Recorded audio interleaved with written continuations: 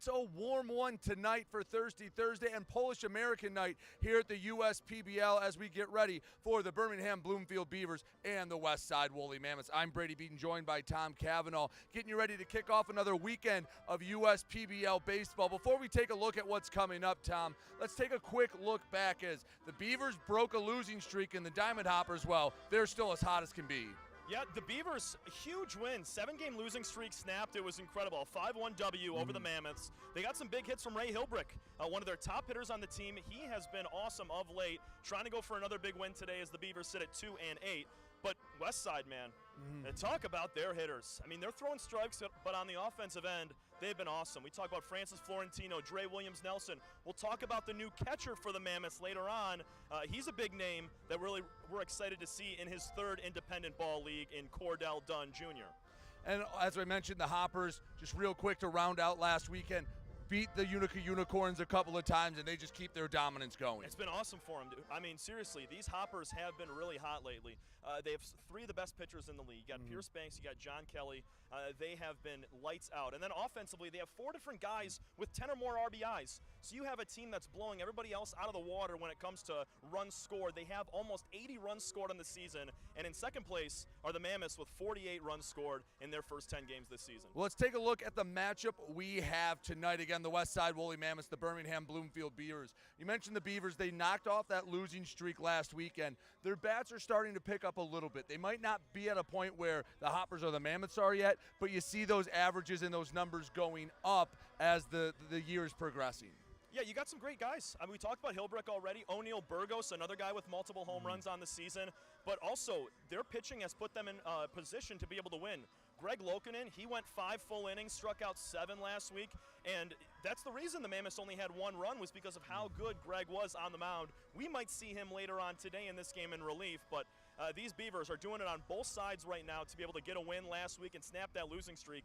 They want to keep it going tonight. Well, a couple of new faces on the pitching staff for the Birmingham Bloomfield Beavers. You have Jacob Pennington. You have Brett Irwin. Pennington getting the start tonight in his debut here at the USPBL. Brett Irwin, likely will see him in relief. So the Beavers, who have had trouble throwing strikes so far this season, get a little bit of relief, hoping to get guys that can fill up the zone and keep zeros up on the scoreboard. I'm really excited to see Jacob Pennington today. He spent 5 years at Murray State, a very good Division I college. He struck out a batter an inning in 77 innings back in 2024 with Murray State. A great right-hand pitcher. I'm thrilled to watch a new guy for these Beavers go out and try to put up zeros. And Irwin, another D1 product, went to UC Davis, spent a year at the University of Maine, so he's bounced around. He has played some high-level baseball as well. But we mentioned a Mammoths lineup that's going to hit. They've hit all year, and Dunn, a new guy in the lineup, well, he's just another stick, another an embarrassment of riches for this Mammoth lineup. Yeah, he spent multiple years in the Pioneer and American Association. This is his third independent ball league.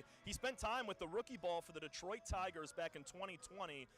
Another guy for this Mammoths team that has minor league experience, like Francis Florentino, like Jose Cedeno, and it only gets better for these Mammoths and head coach Taylor Jellikowski. Add another hot bat and Dre Williams-Nelson to that list, who's played in minor league ball. And you talk about Dunn. Basically, if you take all his independent league stats, he's got about a 900 OPS. He's hitting over 300 if you like the more traditional stats. He's good for a home run every now and again, and they're going to slot him in right in that middle third of the lineup, hoping he can get hit in a big way. They will have Trey Cruz on the bump as well, going for the Mammoths, hoping they can keep the Beavers off the scoreboard, and the Mammoths can start to climb above 500. The Mammoths need a good start from Trey Cruz today. He's only got 1 start on the season, 3 total innings. He's got 1 walk and 2 strikeouts in those 3 innings, but no hits and no runs. Trey is a really nice left-handed pitcher, comes at you not over the top, but not a 3/4 angle, so somewhere in the middle there. Tough for hitters to pick up, and he's trying to feast today against these Beavers. Well, it's been a warm one today. Temperatures have gotten as high as 92 degrees here in downtown Utica. We'll step aside. We'll come back with the Beavers and the Westside Woolly Mammoths right here on the USPBL Network. First State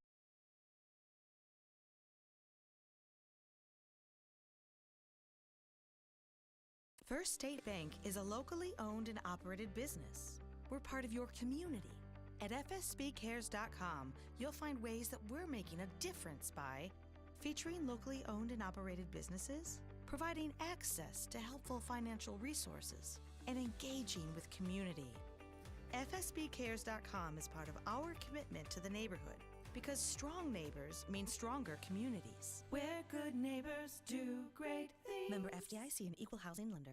There are many things you can rely on in this world, like a sunny day brightening your mood, your mom baking the world's best apple pie, and never a dull moment in running your business. And when it comes to time-consuming HR tasks, you can rely on Tryon. Tryon can handle payroll and taxes, employee benefits, and more, so you can stay focused on attracting and retaining the best talent. With Tryon, you don't have to grow it alone. Visit RelyOnTryon.com. You can always rely on Tryon.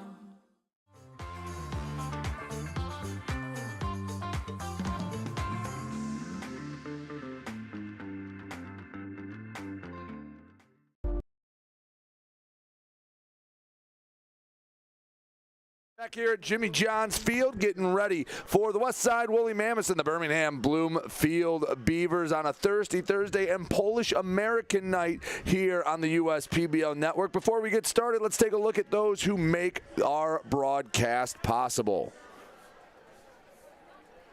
Belfour Property Restoration, Budweiser, Corewell Health, Dave & Buster's, DTE, Fifth Third Bank, Jarbcom Audio Video Solutions, Jimmy John's Sandwiches, Macomb Community College, McLaren Macomb, McQuaid Heating and Cooling, Plumbing and Refrigeration, your Metro Detroit Chevy dealer, Pepsi, and United Wholesale Mortgage.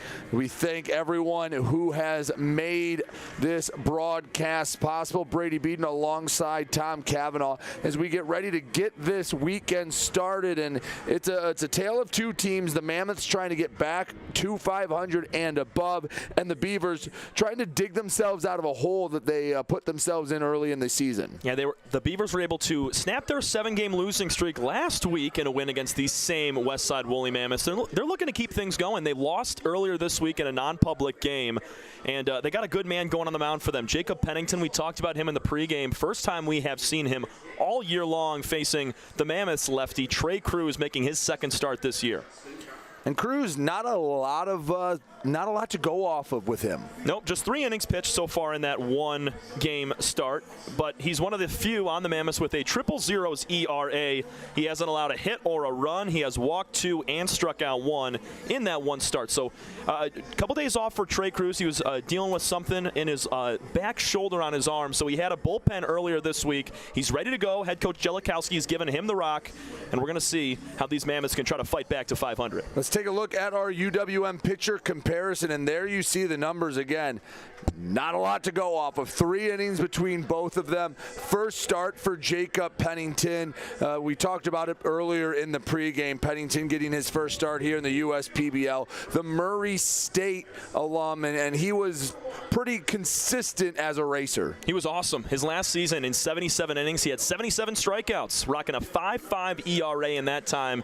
He was essentially the same pitcher over the course of his 5 years over at Murray State. Very dominant, ate a lot of innings over there, and we're expecting a lot from him coming in for the Beavers tonight. Be interesting to see how he makes the adjustment to professional baseball. Again, a crowd filling, and especially down at the picnic tables on either side. So see how he fares against a Mammoth lineup that, again, has made a lot of pitchers look silly so far this season. They've been awesome. They've got 48 runs scored in just about 70 innings. So the run support is down a little bit for the Mammoths, but they score in bunches. We talk about guys like, it's not Anthony Sharkus. He's hurt at the moment, but he's still up there in slugging and RBIs. Francis Florentino, Nick Pastor, he's got a home run on the year as well. Zach Beadle not in the lineup today. Fox Liam leads the team with 10 walks. So guys are finding way on. Drew Fleming, another hot hitter on this team, ripped a ball at the highest we've seen this year at 105 miles an hour. So you can't stop a lot of these hitters for the Mammoths. They have a great group, and And don't forget about Dre Williams-Nelson. 9 hits on the year with a double, a triple, 2 bombs, and 8 RBIs for Dre. And at a very baseline stat level, the Mammoths are 4-5, but they have a positive run differential. That tells me that over the course of the season, over the course of 4 months, is that if they keep hitting and outscoring teams like they do, the wins will start to come. They're losing a lot of close games. They've lost those sudden death games that Taylor Jelenkowski just despises because he can't ever seem to buy a win in any of those. But the Mammoths, I think, are trending in the right direction, where the Beavers, they're looking for that mojo that hasn't been there. We talked about it earlier in the pregame, but I think the biggest thing for them, you just got to throw strikes. You have to. Trey Cruz, he's as we said, not a lot of time, 2 walks, 1 strikeout. The other Trey on the team in Trey Jones, a 0.64 ERA. He's 2-0 on the year, 16 strikeouts compared to 4 walks. And Michael Esposito, a lefty for this Mammoths team, he also has 16 strikeouts compared to 9 walks. So they're getting it done with the swing and miss, but you look up and down and you see the batting average against. You got about 5 or 6 of the pitchers here for the Mammoths with a batting average against above 300. So a lot of bat on ball contact, especially from these Beavers. Back on Saturday of last week, Matt Piotrowski went 2 for 4. Ray Hilbrick was 2 for 3. O'Neal Burgos had an RBI base hit. So the middle chunk of this Beavers lineup that we are going to see today had a lot of success against the Mammoths last week. Just the team total so far this season for the Beavers, in 67 innings pitched, an 8.33 ERA. They've given up 84 hits, again, in just 67 innings, and you couple that with 54 walks in those 67 innings. It's a big ask of your offense to keep you in those games. I know. 54 walks is the number that sticks out to me the most, because you cannot avoid zeros in innings when you allow the free pass. Because, Brady, you know as well as I, if you have that leadoff walk or that walk with 2 outs, more times than not that run's going to come around to score, because there are the free passes. And if you have multiple in an inning, that's where things get out of control. So these Beavers need to keep that low walk total and keep the strikeouts high and make some good plays defensively. The hits will come for them throughout this season. And that's what Jacob Pennington is here to do, try to throw strikes, keep that score low, and give the Beavers a chance to add another notch in the win column. We'll step aside. When we come back, we'll have starting lineups and first pitch between the Birmingham Bloomfield Beavers and the Westside Woolly Mammoths here on the USPBL Network.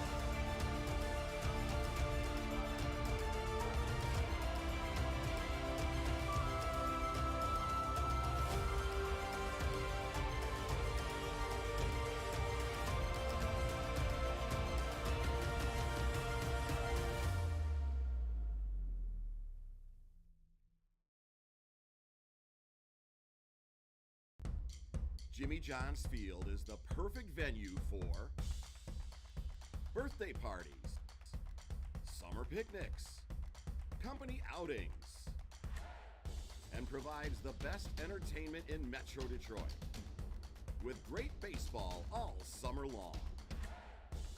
Spend your summer nights under the lights at Jimmy John's Field in historic downtown Utica. You hear about the promo that Jimmy's John's got going on? 5 off 20? How they pulling it off? Magic?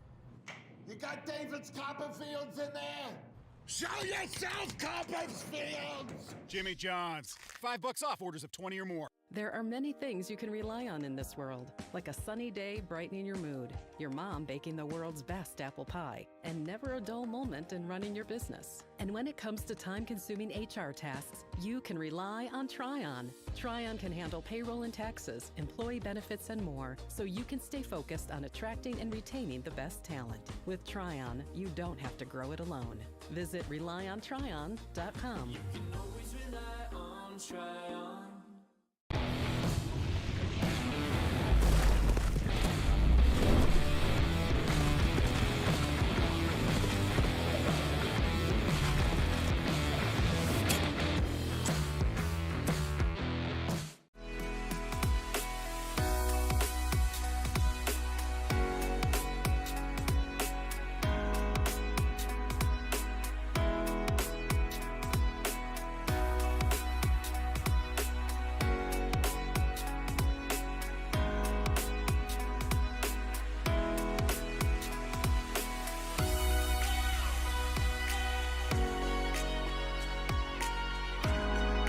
Throughout your life, from big moments to ones well-earned, we're your financial guardian angel. Alliance Catholic Credit Union.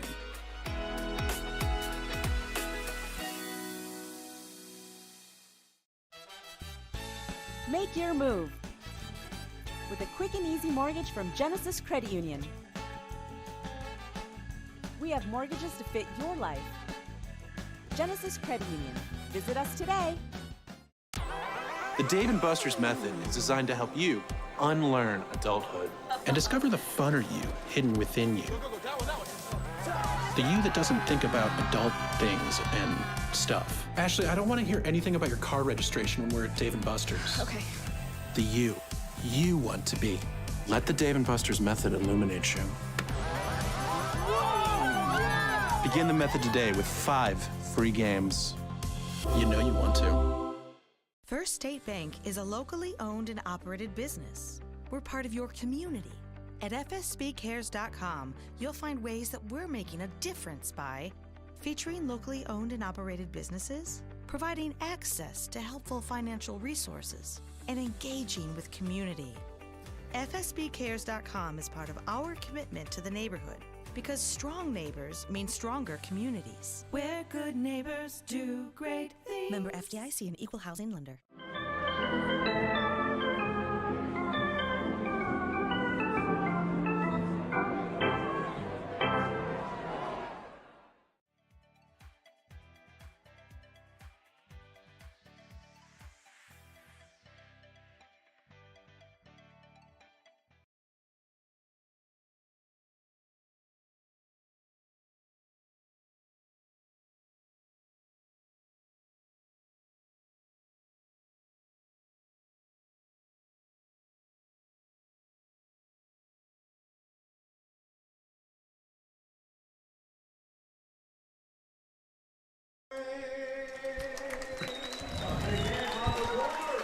Back here at Jimmy John's Field, national anthems have been sung as we get ready for the Westside Woolly Mammoths taking on the Birmingham Bloomfield Beavers. The Mammoths, the road team in tonight's contest. Let's take a look at their starting 9. Leading off, the designated hitter, Fox Liam. Batting second out and right, Francis Florentino. Batting third, the shortstop, Colby Seltzer. Drew Fleming over at first base, he bats fourth. Dre Williams-Nelson at second, batting fifth. Nick Pastor in center field, batting seventh. Cordell Dunn Jr., the newest Mammoth in the 7th spot. Jose Cedeno in left, batting eighth. And Alex Garbasic rounds out the lineup at third base. Tom, when you look at that lineup, who stands out to you? You said the newest member of the Mammoths, Cordell Dunn Jr. This is his third independent ball league that he is playing in over the course of the last 3 years. He spent a little bit of time with the Pioneer League and a lot in the American Association as well over the course of 22 and 23. He's also got experience in minor league baseball. Played rookie ball for the Detroit Tigers in the Gulf Coast League. He had 11 hits in 77 at-bats, so a little taste of minor league ball to go along with a ton of guys. There's a litter of different minor league ball players players in this Mammoth lineup. I'm really excited to see how Cordell Dunn Jr. starts off his USPBL career tonight. He has been an accomplished hitter, and slotting him at 7th, I don't think it's a slight on him. I just think it has to do with where this lineup is, and if he hits the way he's hit at a lot of his stops, he'll work his way. Taylor Jelenkowski will be forced to put him in the middle part of that order. And he's got a lot of guys in front of him that are going to find themselves on base for him to drive in. We're talking Florentino, Seltzer, Fleming, Williams, Nelson, Pastor. But don't forget about Fox Liam. He's got 10 walks in 28 plate appearances this year. He's walking over a third of the time this season. Fox, that's why he's in the leadoff spot. He is Brad Pitt's, I guess, biggest dream, because Fox finds a way on any way possible. The average might not be there for him, but he's finding a way on. So Dunn and others are going to have chances to drive runners in today. Jacob Pennington, the newest Beaver, will take on this Mammoth lineup. Again, his first appearance in a Birmingham Bloomfield Beaver uniform. We'll see how long head skip man John Diesel Dombrowski wants to let him go for. And he gets the start tonight for the Beavers, and we'll get this started as he faces off against Fox Liam. Not the spot. I can't imagine Fox Liam has hit leadoff too often in his life, but that's the spot he finds him in tonight. Yeah, I said, what's up, leadoff hitter, in pregame when he was in batting practice. Just a big smile. So anywhere he's in the lineup, he's going to take advantage of the situation. But you're right, the mindset changes when you're leading off a ball game. You want to get things started off on the right foot.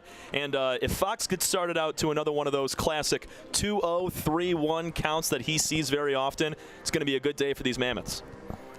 Just waiting for Brandon Perez to get back settled in center field. You see him come into the bottom of your frame. As Jacob Pennington out of the stretch, first pitch, fastball away at 89 miles an hour, gets us started at 7:07 here in downtown Utica. It has been a hot one all day long. Wind has been blowing out since we've arrived. Next pitch called strike, just nabbed the bottom of the zone. 4-pitch mix for Pennington, a 4-seamer, a slider, a change, and a cutter. The 1-1 chopped foul. Pennington working ahead of Liam. Yeah, you mentioned that wind, Brady. It's blowing out hard to right center field right now, so anything towards center field all the way out to the right field corner should have a little extra giddy up today.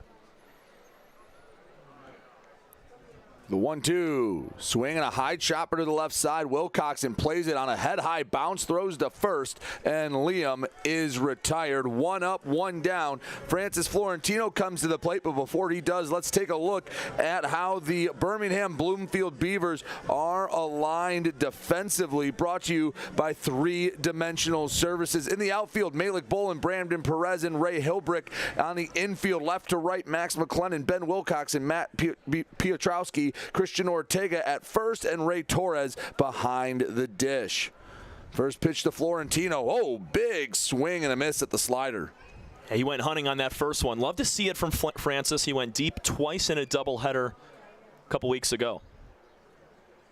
He's driven in 10 runs on the season. Check swing, appeal did not go. He's also the only man on this Mammoths to have 10 or more RBIs. Pennington comes set the 1-1. Catches a lot of the plate with a fastball at 90 miles an hour for strike 2. Pennington's filling up the zone right now. Doing a nice job attacking these first couple hitters for the Mammoths. Not afraid of the bats at the dish. 1-2. Just a bit low. Florentino able to let that one go by.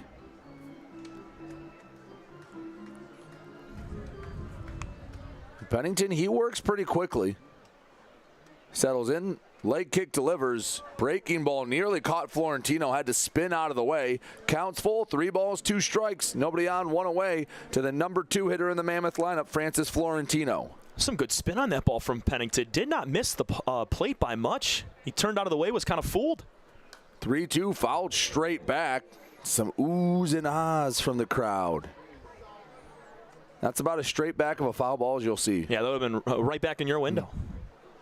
Count stays 3-2, 7th pitch of the at-bat rather coming up. Pennington delivers. Wave and a miss.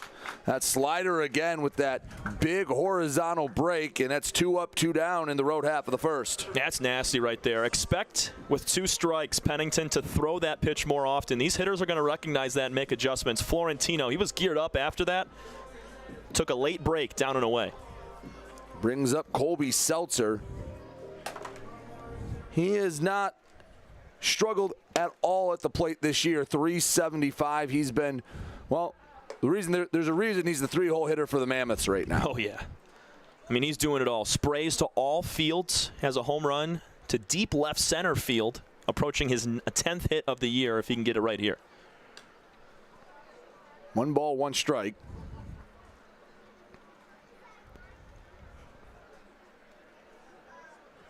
Pennington looking for a pretty stress-free first inning. Been a ground out and a strikeout. Pitch forces Seltzer to jackknife out of the way. Count goes to 2-1.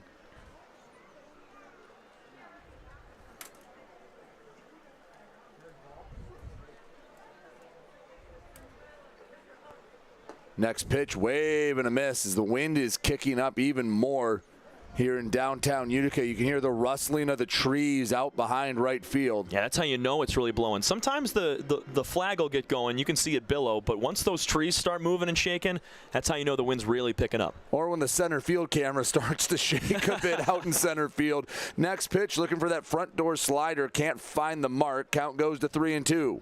I think Jacob will start getting that pitch later on. Not that it was in the zone, but he'll get a little more break on it. Once he feels comfortable and throws it a few more times, he'll be able to slip that in for a strike 3. Swing and a pop-up back out of play.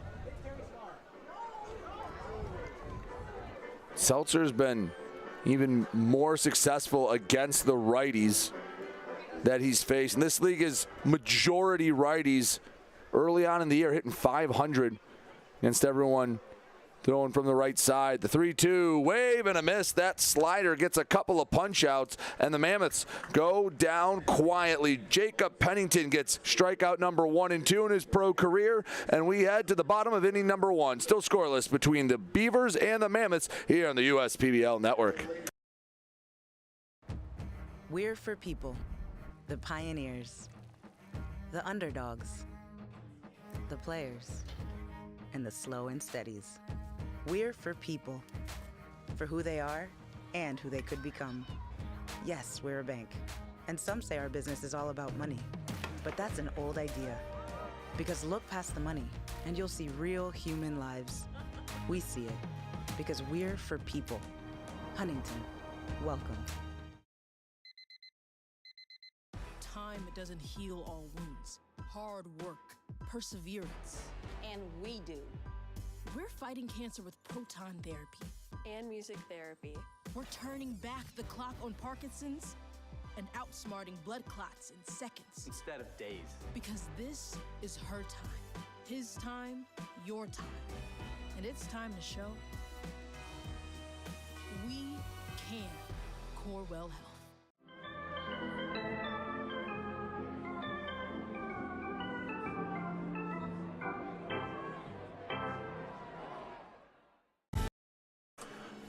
Bottom 1, Beavers coming up to bat after Pennington had a very smooth top of the first. Let's see who will be taking the plate for these Beavers. Coming in at 2-7, leading off the shortstop, Ben Wilcoxon. Matt Piotrowski comes in batting second, playing second. Batting third, the right fielder, Ray Hilbrick. It's O'Neill Rafael Burgos, the DH, batting fourth. Christian Ortega over at first, batting fifth. Malik Bolden out and left, batting sixth. Bramden Perez patrols center field, batting seventh. Raymond Torres is behind the dish, batting eighth, and it's Max McLennan at third, batting ninth, as Ben Wilcoxon gets us started against Trey Cruz. We at least have a little bit of sample size with Trey, although not a ton. Not a ton at all, just 3 innings and 1 start. No hits, no runs, 2 walks and a strikeout in his time on the mound for the crafty lefty. I'm really excited to see Trey get after it again today. Ben Wilcoxon, only batter in the league not to go down on strikes this season. First pitch misses high and away. Ball 1.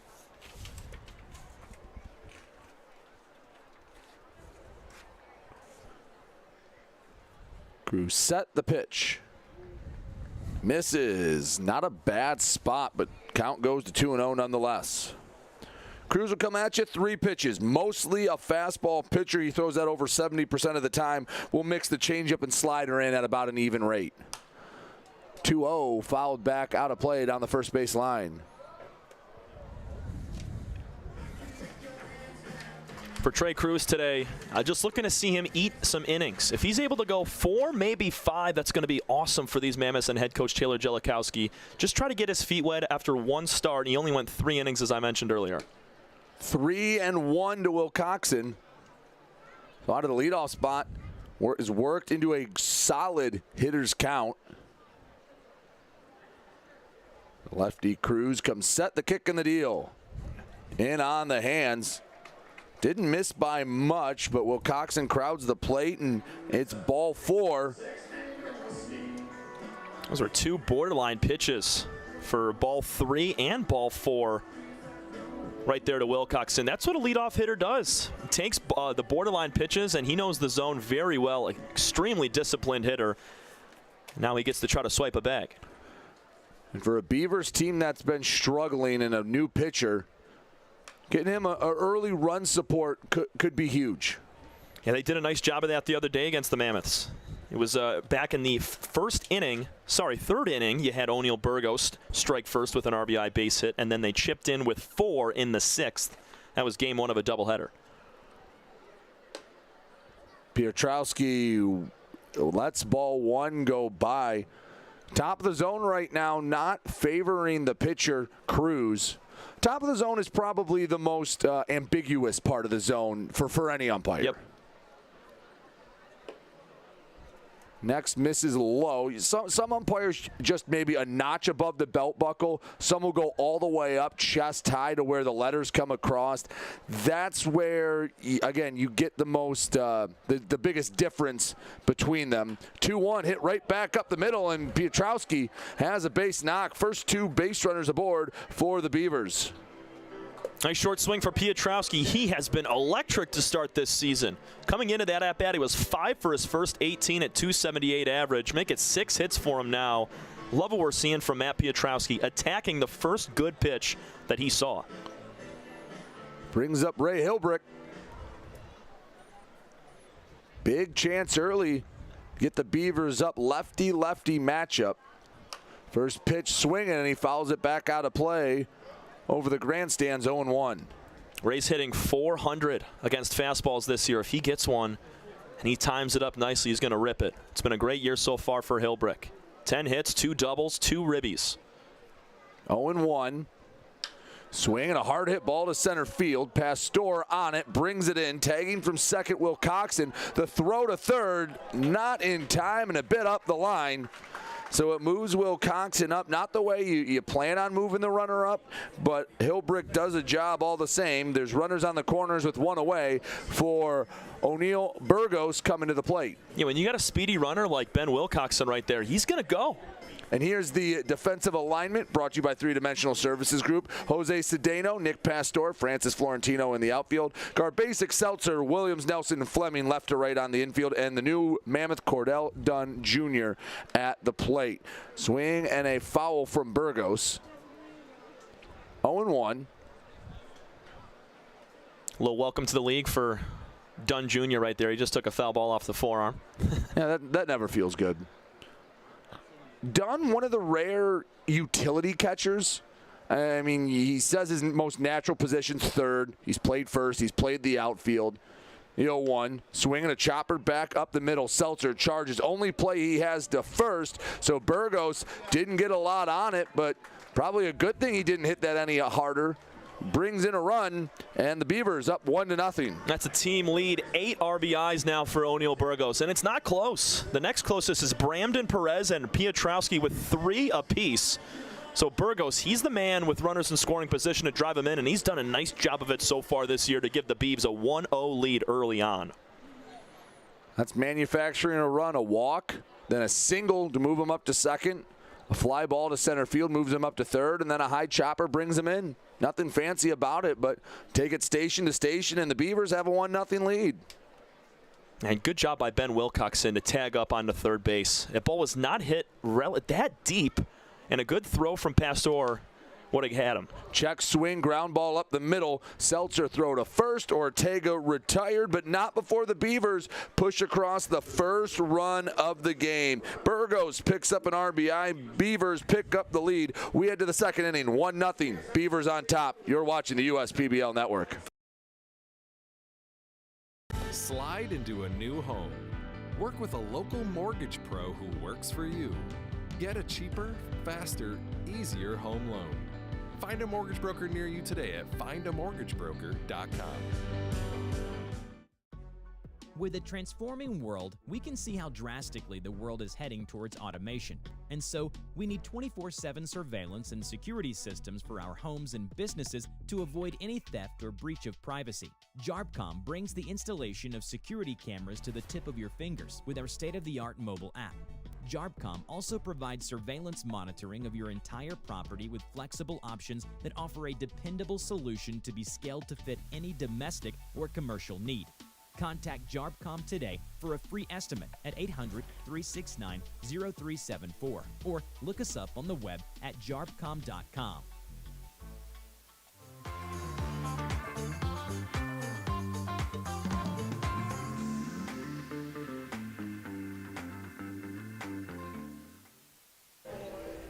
Some polka here tonight on Polish American Night. Jimmy John's Field in downtown Utica. Brady Bead and Tom Cavanaugh with you here on the USPBL Network. 1-0. Birmingham Bloomfield Beavers lead the Westside Woolly Mammoths.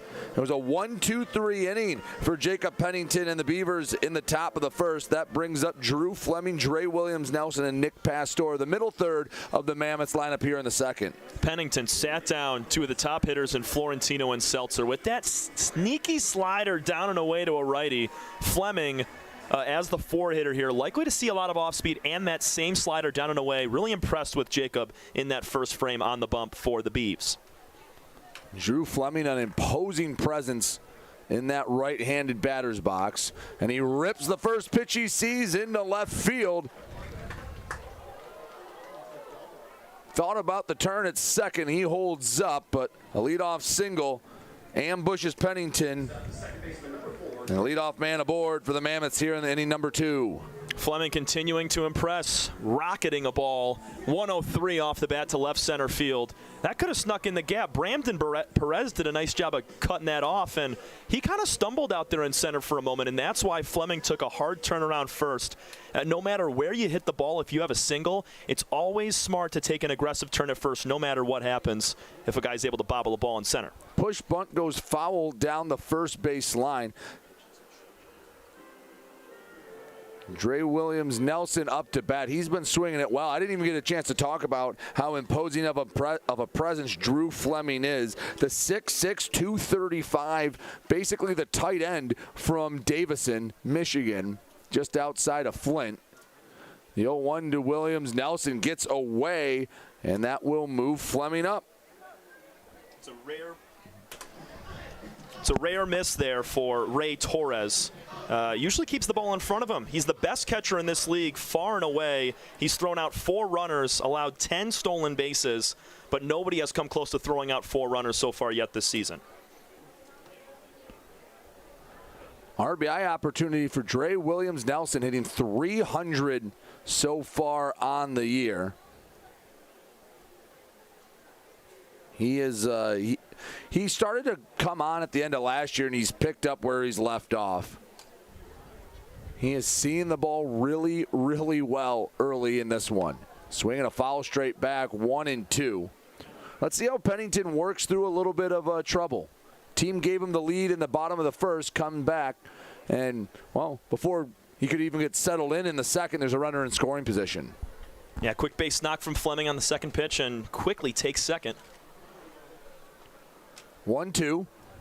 Ooh, that hit Williams Nelson, and that one was only 78, so there have been worse hit by pitches, but that caught him right in the thick of it. Yeah, he's just upset he doesn't get to swing at this at bat. He gets squared up there. But anything to help the team out here as Mammoths down by 1, trying to come back, take a lead.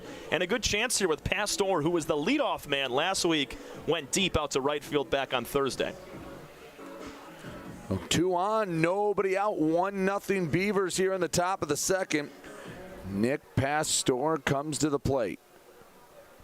See if Pennington can find a ground ball.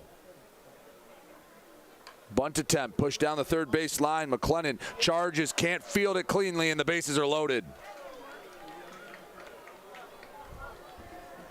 What a bunt from Nick Pastor. That ball was low and inside, out of the zone near the back knee, and Pastor was able to get some barrel on it and keep it fair. That was a tough play for Max McLennan at third base. It was hit a little too hard for a bare hand play. He's got to come around that and field it with the glove there because it was a little hot and it bounced right off the palm of his hand right there. So bases loaded, good chance with nobody out. Cordell Dunn Jr. fouls the first pitch away. The two guys making their debut, squaring off in a big-time moment here in the second inning. Middle infield playing in double play depth.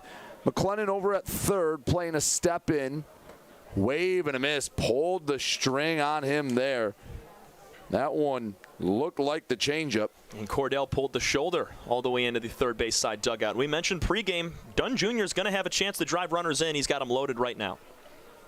The 0-2. Swing and a fly ball, shallow right field, coming over the second baseman, Pietrowski, tagging from third, the throw to the plate, not in time. So a nice job getting a routine fly ball, but with all the infielders going away from home plate, it's an easy send for Fleming to come home, and the game's tied up here in inning number 2.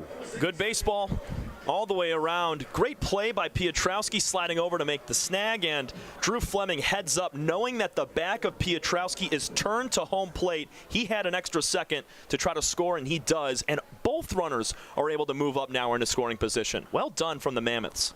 Jose Cedeno comes to the plate, takes strike one called, 90 at the knees. He just needs a fly ball.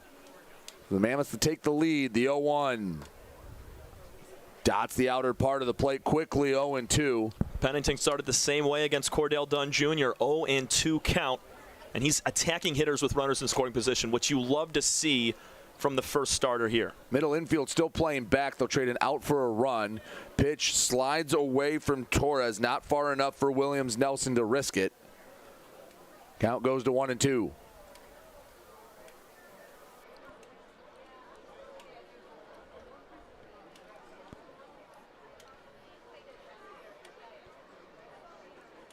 Pennington comes set. The kick and deal. Swing and a flare over the head of Wilcoxon. 1 run in to score. Pastor sent around third. No throw, and it's 3-1 Mammoths. Opposite field swing for Jose Cedeno. Didn't put too much on that, just floated it over the head of Wilcoxon at shortstop. That's a big-time shot from a big-time player. We know Cedeno's got minor league experience with the Philadelphia Phillies organization, and that's just a very experienced hitter taking an inside pitch a little bit high in the zone and lifting it in the gap for 2 runs. And didn't get all of it, didn't need to. Gets a couple of RBIs, and now the Mammoths have put up a crooked number. Brings up Alex Garbasic.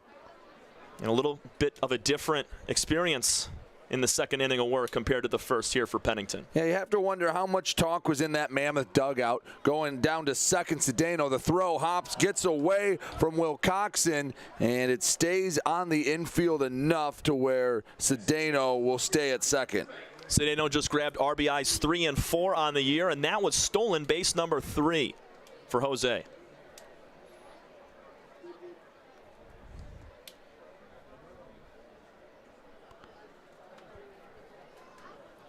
So another runner in scoring position. Garbasic lifts one into center field. Could be trouble. Perez will give way to Wilcoxon for out number 2.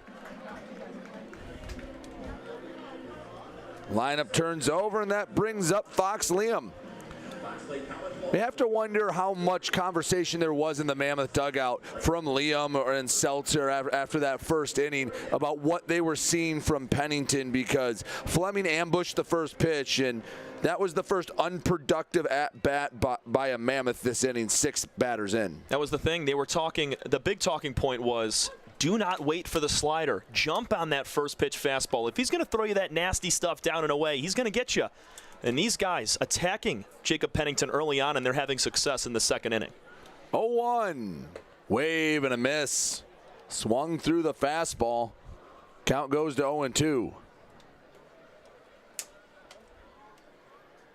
Cedeno off of second. Pennington holds the kick and deal. Swing and a jam shot to the left side. McLennan brings it in, a step into foul territory. A couple of pop-outs end the frame, but 3 runs come across to score in the inning. We head to the bottom of inning number 2. 3-1 Mammoths here on the USPBL Network. Make your move with a quick and easy mortgage from Genesis Credit Union. We have mortgages to fit your life. Genesis Credit Union. Visit us today.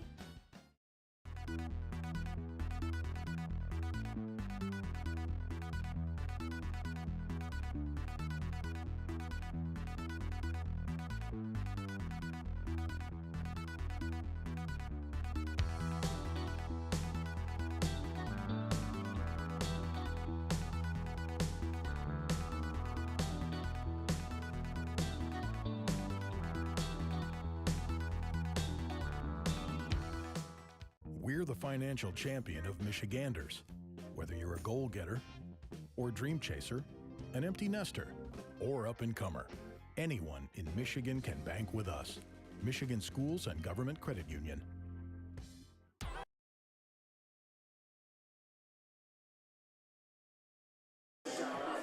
When it's time for baseball, it's time for beer. Two Hearted Ale has been named the #1 beer in America for the past 4 years by members of the American Home Brewers Association. Play ball with the best. Two Hearted Ale, the iconic American IPA from Bell's Brewery, Comstock, Michigan. Please drink responsibly. Last time Trey Cruz was on the bump, he was down a run, comes into the second, up a pair, and he'll face Malik Bolin, Bramden Perez, and Ray Torres here in the bottom of inning number 2. It's good for Cruz to have a little bit of run production here. And his one start, as we mentioned, just 3 innings, so he didn't really have a lot of time for his guys to put together runs, but Westside is wasting no time at all. They jump on the first pitch that Jacob Pennington threw to him. Fleming gets it going, and Dunn and Cedeno both drive in runs. Bullock has been struggling out of the gate, and this won't help the cause. A mile-high pop-up to the right side. Florentino calls off his 2 infielders for a 1-pitch out number 1. Got to get that leadoff runner on for these Beavers. They did a really nice job of it in the first with Wilcoxon finding a way to get him all the way around, but the Beavers don't score in bunches. Just 27 runs scored over the course of 68 2/3 innings coming into play today. So these guys have to find a way to, string a couple hits together, and a lefty-lefty matchup coming up right now does not help these Beavs. Center fielder Bramden Perez comes to the plate. Starts off with a fastball way too high, 1-0.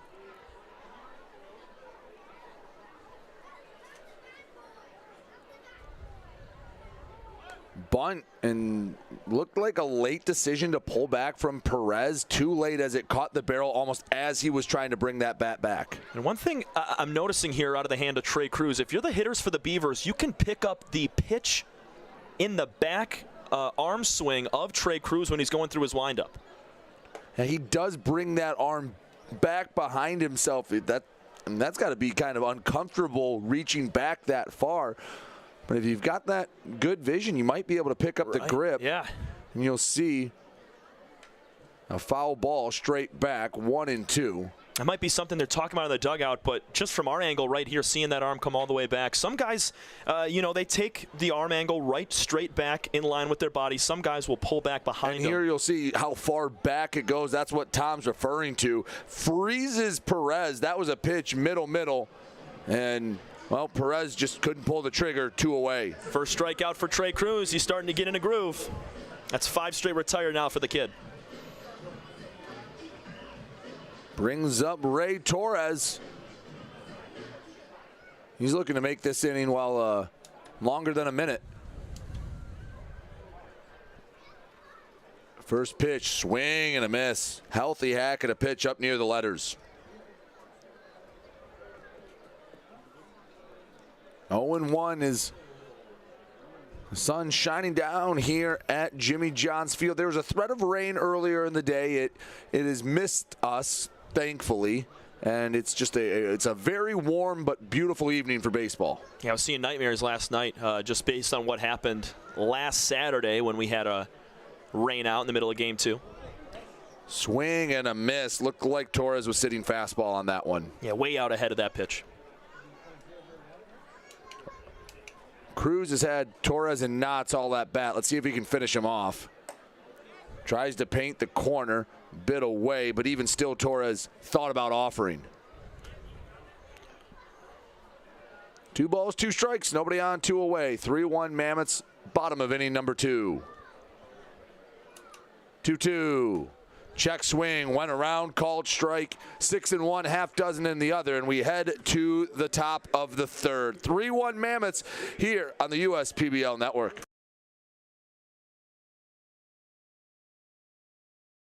The Dave & Buster's method is designed to help you unlearn adulthood and recenter life around zapping stuff and cheering for stuff with your friends. Begin the method today with 5 free games. You know you want to. Fifth Third Extra Time helps you do you better. So kick back and relax. You have extra time to avoid overdraft fees. Fifth Third Extra Time. This is banking a Fifth Third better.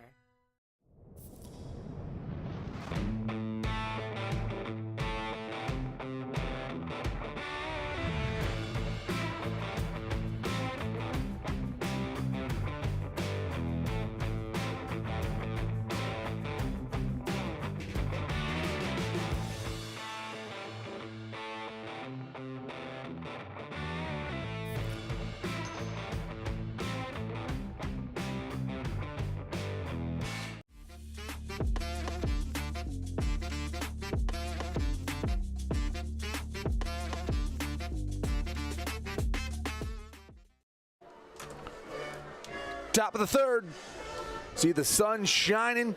Some long shadows across Jimmy John's Field as the Westside Woolly Mammoths hold a 3-1 lead over the Birmingham Bloomfield Beavers. Francis Florentino, Colby Seltzer, Drew Fleming coming up to the plate this half inning for the Mammoths. And Julian Pichardo, he's walking out to the bullpen right now to get warm. So maybe this is just a start here for Jacob Pennington where he goes a few innings and starts to familiarize himself with the USPBL. Considering this is his very first start in pro baseball. But you never know. Jacob could go and sit down the next 6 batters in a row and wait for Pichardo to get back on the mound. But if you're Jacob right now, focus on the middle part of this lineup, starting with Florentino, and try to have a bounce-back inning from the second where he gave up 3. Pennington on the bump. Yeah, it's been one really good inning, one not-so-great inning. Florentino turns on the first pitch he sees, got all of it, goodbye. Francis Florentino deposits one into the trees over the left field fence, number 3 on the season, and it's 4-1 Mammoths. They continue to hunt the first pitch. Florentino wasting no time. He got that off the, I'd like to think the second half of the bat, not quite on the barrel. He just has so much power and was able to stroke that thing out to left center field. Nice swing from Francis. Keeps things going for these Mammoths. Boy, are they good offensively. That was just a smooth swing, wasn't it? Sometimes Florentino makes it look easy. That one, and you're right, didn't get all of it, the metrics, as Seltzer got a lot of that one going back. Perez, that one gone. Back-to-back jacks on back-to-back pitches, and it's 5-1 Mammoths. My goodness, this team's putting on a laser show. Wow. Florentino wasting no time. Same thing with Colby Seltzer. Numero dos on the year for Seltzer. That ball was crushed out to center field, 400 plus. .395 out there in straightaway center. He hit the netting right in front of the scoreboard. So Florentino, it was 91 off the bat for him, 99 off the bat for Seltzer. Drew Fleming takes a pitch. So we will see a second pitch in an at-bat, but how quickly this game is turned. There you see, there's the pitch clock, and Seltzer nearly put a ball through there. That one carried. Yeah, it did. Now, he struck it pretty well. I do think the wind turned it from a double into a home run. I think so, too. Gave it a few extra feet because that ball did not get over the fence by a ton. It hit the netting about 4 or 5 feet up, just over that yellow topper in center field. 1-2.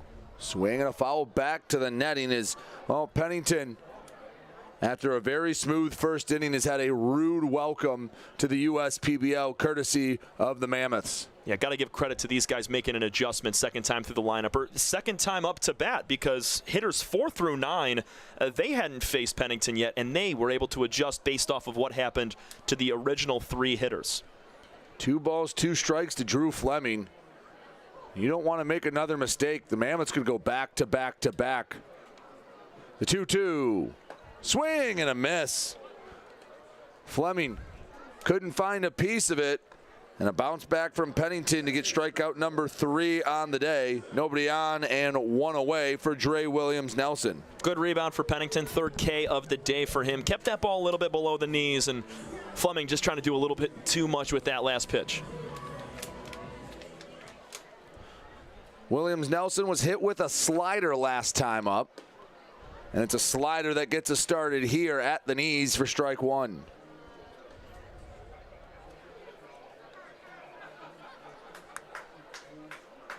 Pennington comes set, the 0-1. Another slider away. 1 ball, 1 strike. Pennington going to continue to work Williams-Nelson outside, as he knows he's one of the best. It's the next pitch over for a strike, 1-2, and Williams-Nelson will use his 1 timeout. Takes a moment. That's a smart play right here. A couple of dotted up, 1 slider, 1 fastball in the outside corner, see if he can get Pennington off the groove. 1-2, turned, hit a long ways, but foul. Ooh. Nearly caught some fans heading up to the Chevy Pavilion. That, he got a hold of that one. Yeah, got to keep your head on a swivel at all times. Although you'd think those stairs would be pretty safe. Chopper left side. McLennan over to first. Ortega brings it in, and after a couple of home runs, back-to-back outs made by the Mammoths. It's a nice rebound here for Pennington. He gave up 2 swings that went all the way out of here and comes back with a strikeout to one of the better hitters in Fleming and Dre Williams-Nelson with a slow tapper ground ball. This might be Pennington's last frame. You got Greg Lokinen warming up in the bullpen right now for the Beavers along with Pichardo. Pennington, first pitch fastball. Got a little bit of love on the outer part of the plate for strike 1. Nick Pastor singled his last time up. Count even at 1-1. Who's that sneaky bunt on the 3rd baseline? I still don't know how he kept that ball fair. It was in on the back knee, and he was able to keep his hands inside enough so the barrel caught the ball and dropped it down the 3rd baseline. Favorable call on the outer part of the plate. Nice job by Torres to stick it and sell it. Count goes to 1-2. The pitch. Swing and a rip into center field. Perez comes over, makes the catch. Going to the ground, brings it in, and how about that for the 5th third out of the game? Brandon Perez, perfect track, and he steals extra bases away from Nick Pastor. Again, 5th third out of the game is Perez taking away extra bases from Pastor. So the inning ends at 5-1. This also means it's time to take a look at JJ the Water Boy. You make sure our umpires are nice and hydrated. JJ brought to you by Michigan First Credit Union. We'll step aside, come back as the Beavers try to get something back. They trail 5-1 here on the USPBL Network.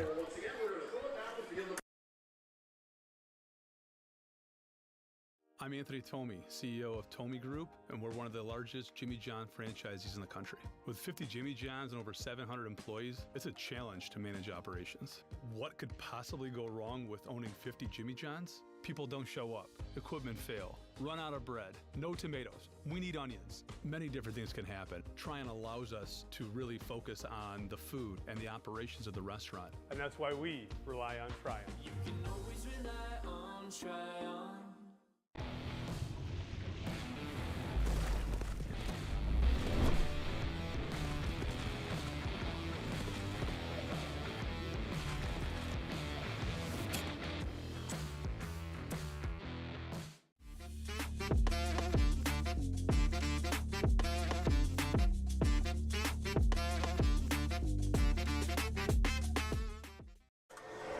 5-1. The Westside Woolly Mammoths have walloped their way to a 4-run lead. Max McLennan, Ben Wilcoxon, Matt Piotrowski coming up to try and, well, scrape something back for the Beavers here in the bottom of inning number 3. 6 straight retired now for Trey Cruz, ending with back-to-back strikeouts. Love the stuff from the lefty over the last couple innings. I know he gave up that 1 run, but it was a shaky start for him. A walk and a base hit to lead off the game for Trey, and since then, it's been zeros. Max McLennan, he'll get us started here in the bottom of the 3rd. That wind continues to push out to right center. Has not gone away for a moment. First pitch misses low and in to one of the local products out of Warren. Went to U of M Dearborn, so he hasn't had to travel too far to play ball. Not at all. Inside 2-0.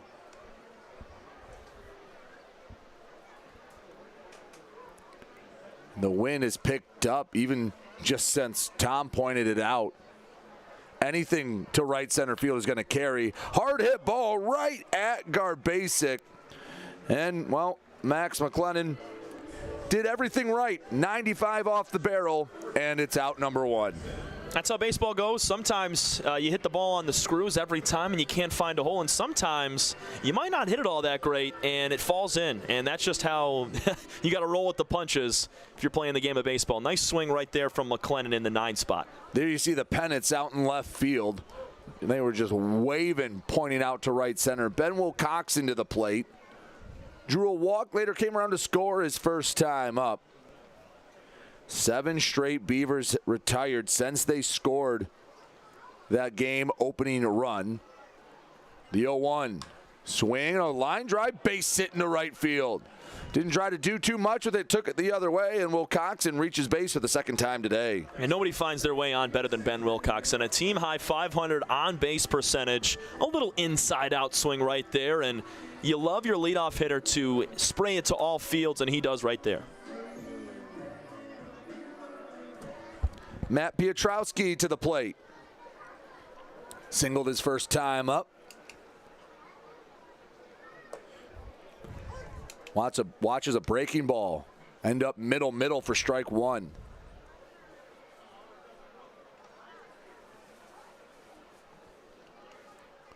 Oh, 1, Wilcoxon off, throw down, and Wilcoxon in. Ball kicks away. Wilcoxon didn't really have a chance to get up and run. It bounced towards 3rd, but a stolen base for Wilcoxon. They try the new catcher Dunn, and it puts a Beaver in scoring position. Like that throw from Cordell Dunn Jr. He went down to a knee to throw that, and it got there. No one hop or nothing. That ball was right on the money. Just a little bit quick was Wilcoxon down to 2nd. Looking forward to see Dunn Jr. try to nab a few more runners later in this game. A turn and a look to 2nd. That will be the first disengagement for Cruz. You know, the 4-run lead, you don't have to pitch conservatively here. You can go after Piotrowski. Takes it the other way. That drops in. That should be extra bases. Florentino grabs it. He has trouble getting up. He barely flips it. Coming around to score, Wilcoxon, and it's an RBI double for Matt Piotrowski.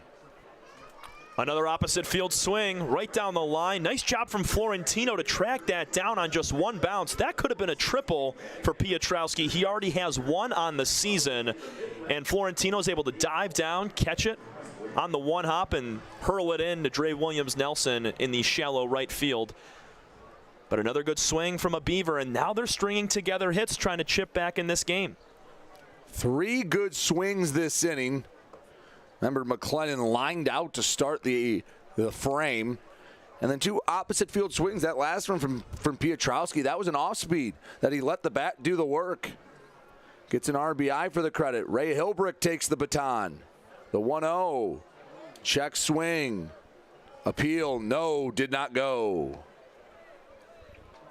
There's a laser out to center field last time for Hilbrick to advance the runner Wilcoxon over to third base, who ultimately scored. 5-2 Mammoths. Swing and a corkscrew foul. 2-1.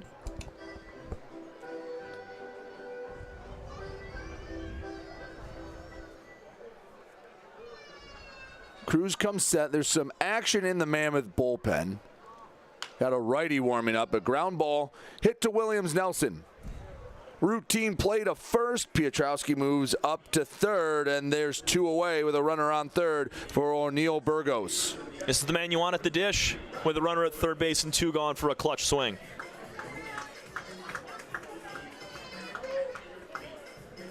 Has an RBI. No base hits. There you see the pen warming up. Looks like that's Bo Atkins getting ready. First pitch. Can't nab that low outside corner. 1-0.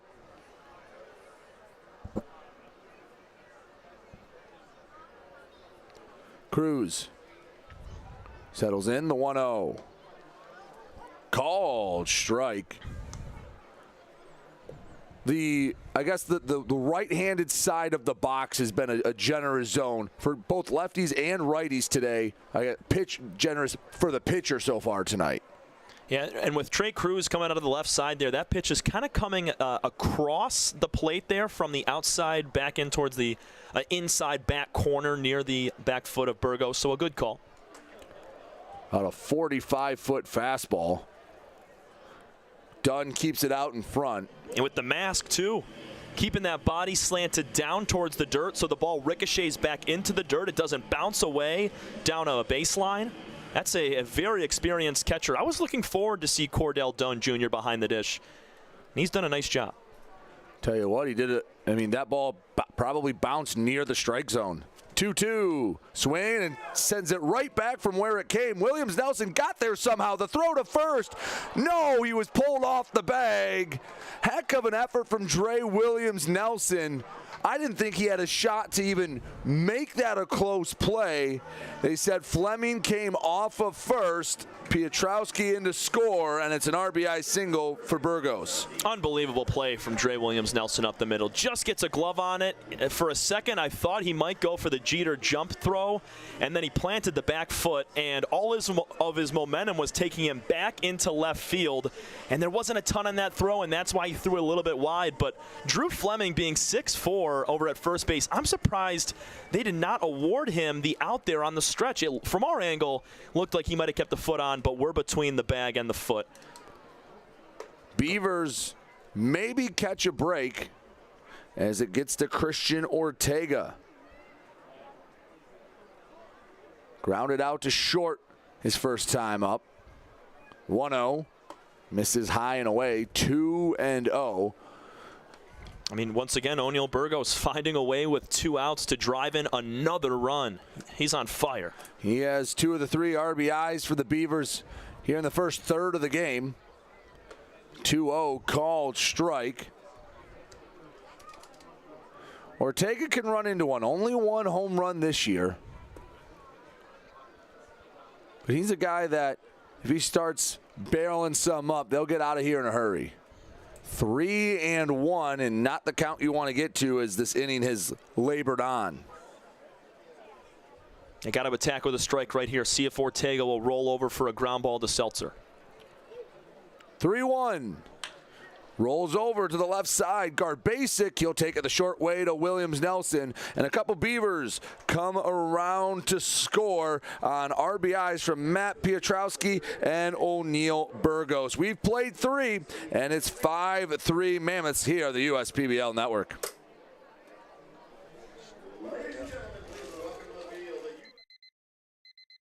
Time doesn't heal all wounds. Hard work, perseverance. And we do. We're fighting cancer with proton therapy. And music therapy. We're turning back the clock on Parkinson's and outsmarting blood clots in seconds. Instead of days. Because this is her time. His time, your time. And it's time to show we can. Corewell Health.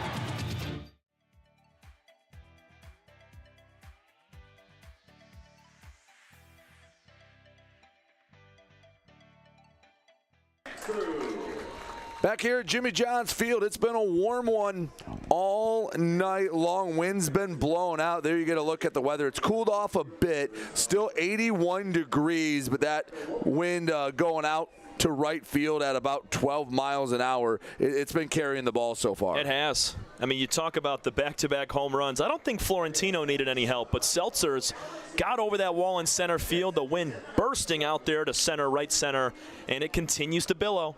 And here comes Greg Lokinen. He'll take over for Jacob Pennington after 3 rough innings. Lokinen, he's been one of the bright spots on this Beavers pitching staff. Nobody has more strikeouts this year than Greg Lokinen. 26 of them in 23 innings of work. He's only allowed 18 hits in those 23 innings. 9 runs and 9 walks given up as well. And not a ton of extra base power off of Greg. 2 doubles, a triple, and a home run. And the big number, a .207 batting average against for Greg. He's got a 2-1 record, making his his third relief appearance. He's normally a starter for this squad, and that's where we've seen him most of the time, but he's going to take over here for Pennington, who went 3 frames. Check swing, foul ball from Cordell Dunn Jr.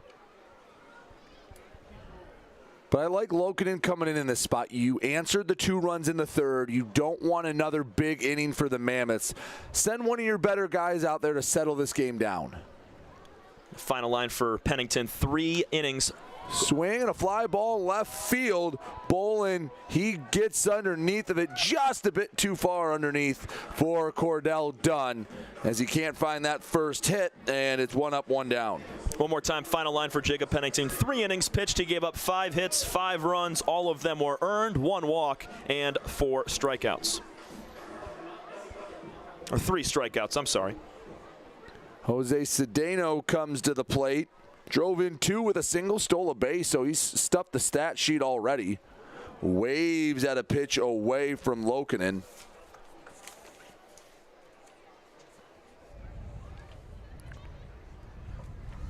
The 0-1. Another breaking ball in there. The curveball dropped in middle. Lokinen, pretty standard set. Who has a fastball, a curveball, and a changeup. The 0-2.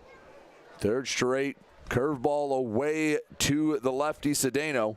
That's 1-2. He notices Cedeno's hard out on that front foot, wants to keep him off balance. Swing and a chopper, foul down the first base line. Count remains 1-2. With a guy like Jose at the dish that's got a pretty decent leg kick, you want to use a lot of off-speed here. Try to change up the speeds for Jose, because it's tough to time up the pitch when you have that high leg kick and have to step down and rip it. Jam shot, finds some grass, and Wilcoxon wisely eats it for a bloop single. So nice he did it twice. Jose Cedeno, a little opposite field flare job. The first time he brought in 2 runs getting it over the head of the shortstop Wilcox, and this time he's able to shoot between the 5-6 hole and just sneaks it in there. Let's see if Jose goes and tries to steal second again. He did that back in the second inning after his first single. 1 on and 1 away for Alex Garbasic. Popped out his first time up. This is his first time facing Lokinen. Ground ball to short. Wilcoxon over to second for 1. The relay to first. 6-4-3. Tailor-made double play. And Lokinen does a great job getting out of the inning. Lokinen faces the minimum. We head to the bottom of the 4th. Still 5-3 Mammoths here on the USPBL Network.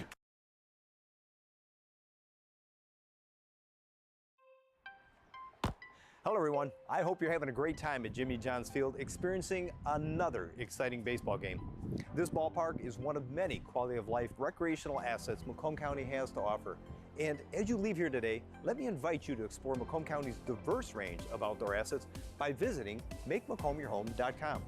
You'll find that Macomb County's trails are open year-long and available for walking, running, biking, as well as paddling along the Clinton River. In Macomb County, there is something for everyone. Find out more about Macomb County's 4 seasons of fun by visiting MakeMacombYourHome.com. Now let's play ball.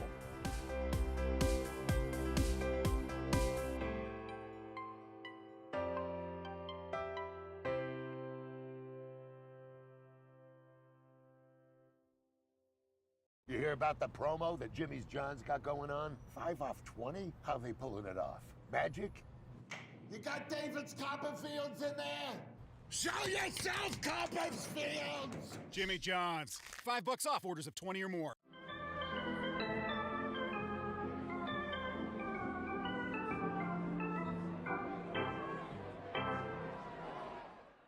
First take.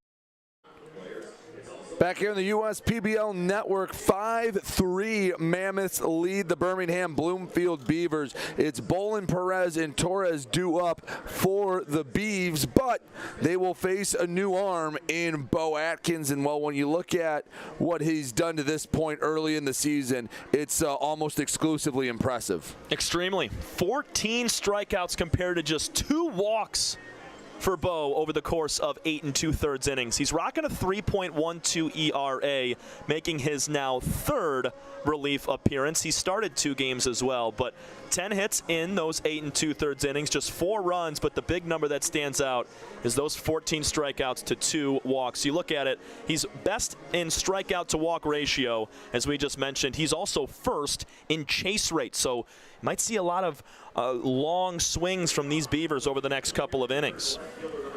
Malik Bolin will greet Atkins out of the pen. Offered at the first pitch last time and lifted it to right field. Atkins also coming at you with a 4-seam fastball, a slider, curveball, and splitter. He's throwing the 4-seamer about 50% of the time. His next most frequent pitch is that slider.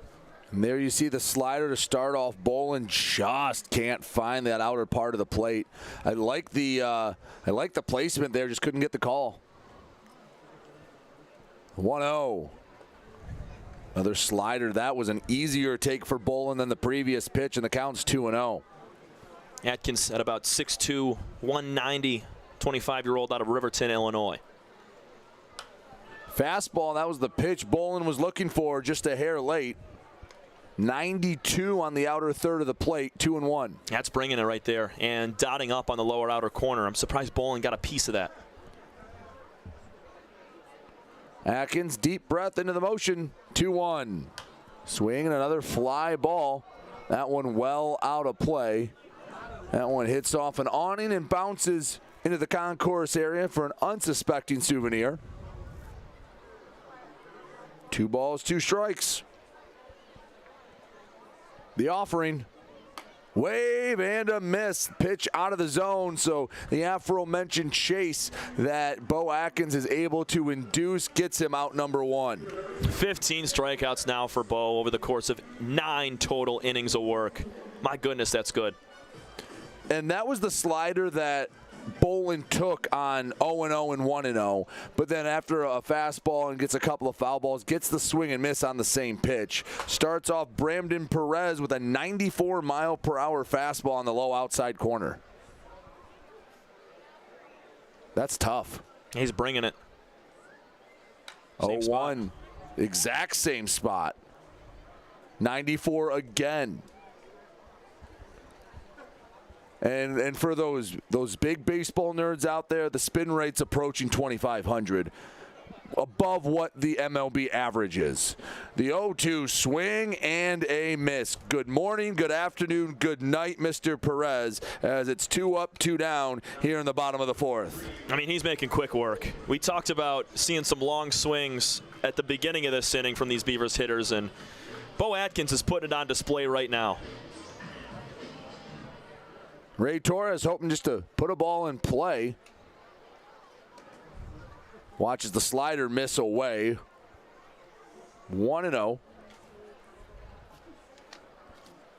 Atkins also has not allowed a hit all year against his slider. It's such a deadly pitch.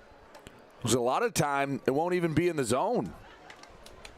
He's getting all the chases with it. Yeah. If you're missing away with it, hey, you'd rather miss way outside than over the heart of the plate. Worst case scenario, you walk a guy. 2-0. Fastball. Gets the outside corner. 2 balls and a strike. And that's his get-back pitch right there. If he misses with a couple of off-speed down and away, he can rely on that fastball to work himself back into the count. 2-1. Wave and a miss. Challenge fastball, 93 center cut. And Torres comes up empty. Hey, just doubled down right there. Wanted to try to even it up, not go for another slider. I bet you see it right here. Looking for the third punch out of the inning. Overthrew it a bit. I take that back. With Torres swinging way late on that last fastball at 94, why not throw it again? But here's a chance we get to see Atkins in a 3-2 count. Does he have the confidence to throw that slider for a close strike? Torres has got a good eye. Payoff pitch. Ground ball through the hole into left field. Turned on the fastball. And Torres gets his first hit of the season. And there's 1 on with 2 away. That's a good at-bat for Ray. He took a few pitches down and away and then gets his fastball and rips it into left field. Big league hitter right there. Allows Max McClennan to come to the plate. Tattooed one last time up. Unfortunately, he put it right at Garbasic over at third. Bo Atkins works from the stretch. Off to second, Torres. Strike called to throw. The tag. No, didn't get him. Oh, Dre Williams-Nelson was already heading towards the dugout. That's how you sell it right there. Oh, man, that throw from Dunn Jr. just a little bit to the opposite side of the bag. If that ball was thrown on the right side, left side on your screen, he's out for sure. It's just that Williams-Nelson had to kind of backhand catch and pull all the way across the bag to try to lay a tag down. 1 ball, 1 strike.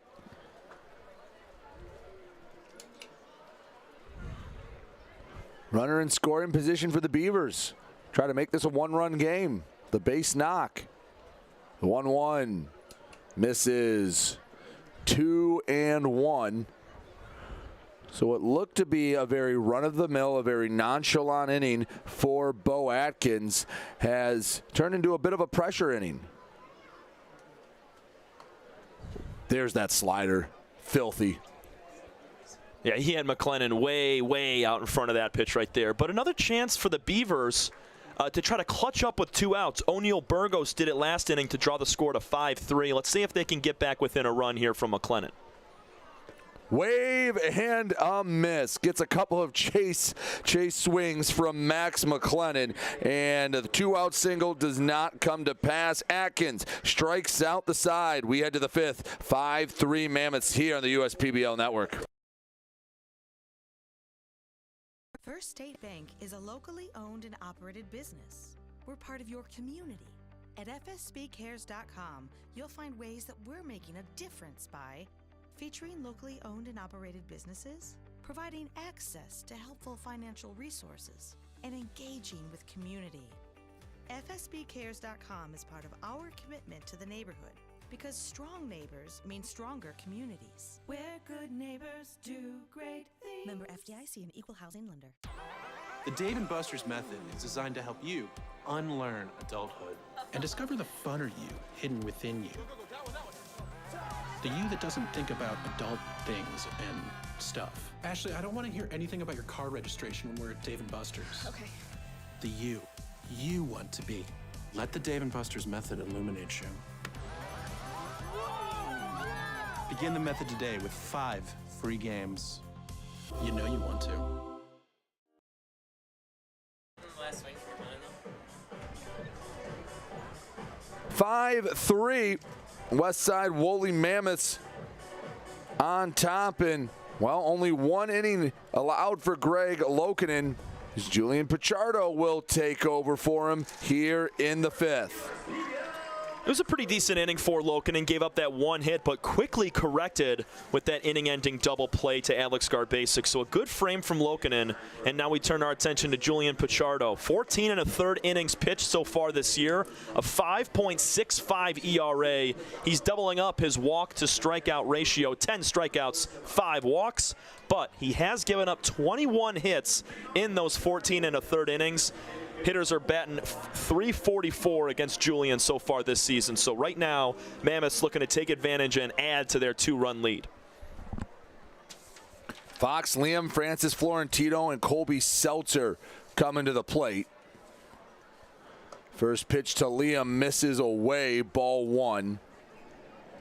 Pichardo, a cutter, a two-seam that he throws at almost the same exact rate, a slider and a changeup that he sprinkles in every now and again. The 1-0. Over for a strike. That one, the slider.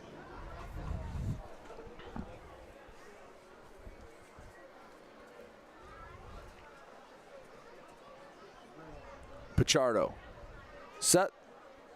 Wave and a miss. Had him out in front. It's a little bit different for Fox Liam here, as he usually sits in that 3-4 spot for this team and sees himself ahead in the count. Today, it has not been that. He was found 1-2 and 0-2 his last 2 at-bats. Fights off the 1-2 pitch. Stays alive. 1 ball, 2 strikes to leadoff man Fox Liam. Just a different way you got to go about your at-bats when you're ahead in the count by multiple balls, instead of now being in that leadoff spot, trying to find a way on. This is the 2nd time he's leading off the game. 1-2. Swing and a line drive down the right field line. Foul. He smoked it. If it was fair, it was gone. Just a hair out in front. And all it is the count remains 1-2. Pichardo keeping him off balance right now. It's a guy with the 4th lowest walk-to-strikeout ratio, walks per 9, I'm sorry. 1-2 non-competitive pitch. Puts the count at 2 balls, 2 strikes.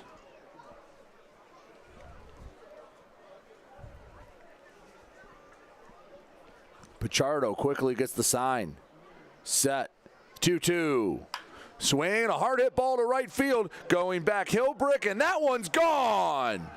Fox Liam, he straightened it out, and that's the 3rd home run of the day for the Westside Woolly Mammoths. 6-3 Mammoths. The 1-hitter, the 2-hitter, and the 3-hitter for these Mammoths have all gone deep today. Solo shots for Liam, Florentino, and Seltzer. That ball was jacked.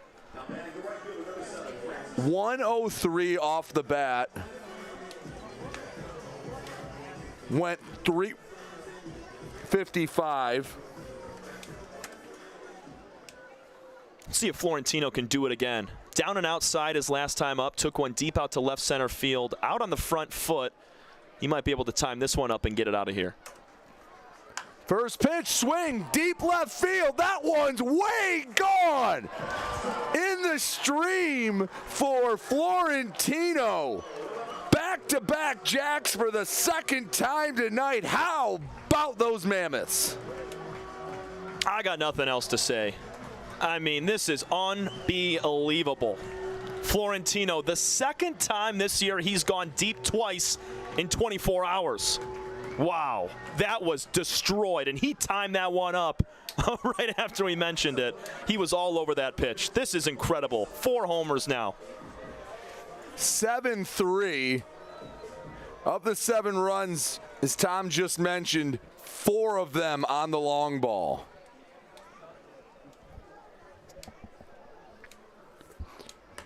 Brings up Colby Seltzer. Why not keep the train rolling? These Beavers doing all they can to try to chip away, putting runners in scoring position, but it's just no match for the hitters that are coming out right now, flexing. 1-0 in the dirt, 2-0. The Mammoths, well, they've just been mean to the baseball today. Yeah, they're all over it, man. I mean, that was a grooved pitch for Florentino. He sat on that thing and got all barrel. Well, his second 2-home-run game of the season.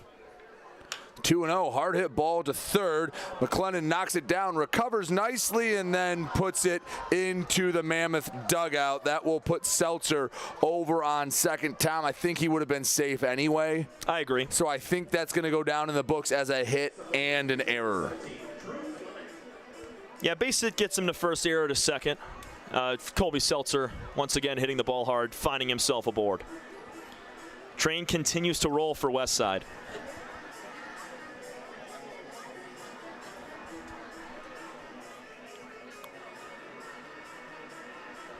So Drew Fleming, he singled. He has struck out today.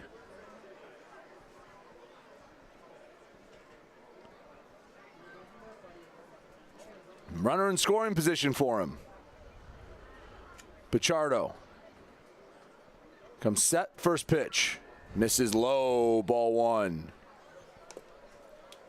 Got to keep the ball low here against Fleming. Knees or lower. Try to shoot that zone, see if Fleming can try to fish one down. That's where he struck out swinging last time. He does have a hit and a run scored today as well. Pichardo set, the 1-0. Swinging a tapper out in front. I think Fleming was sitting something a little harder than that. Yep. And by the way, I think only one of the 4 home runs was assisted barely by the wind. Everything else has been. And it was to the deepest part of the field, too. It would have been a double. It wasn't a towering fly ball that the wind just kept pushing. Oh, swing and a miss down to the knee for Drew Fleming. Adrian Beltre style. That was, I don't think he was thinking slap it the opposite way with that one. He wanted to continue, make it 3 homers and 4 batters. Why not? Everyone else is having fun. All 3 batters in front of him have put one over the fence.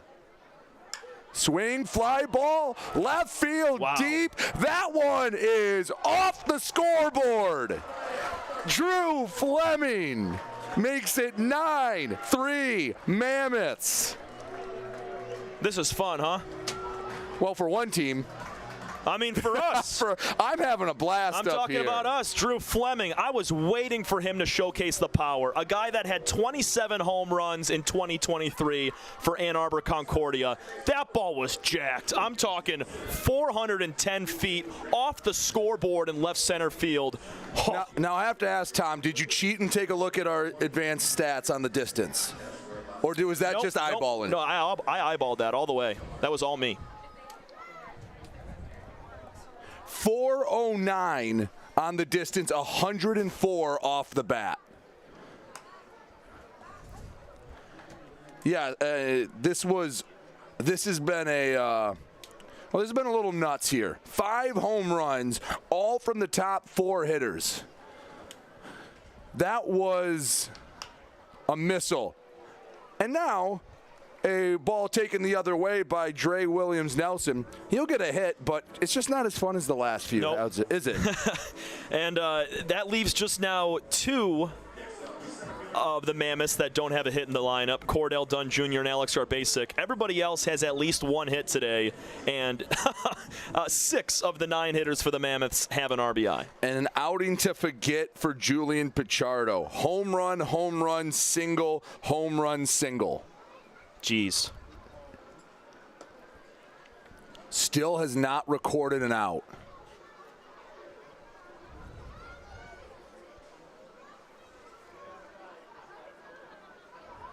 Counts 0-1. Wave and a miss. Pastor said, I'll get in on this. Remember last time up, he was robbed of extra bases by Bramden Perez out in center field.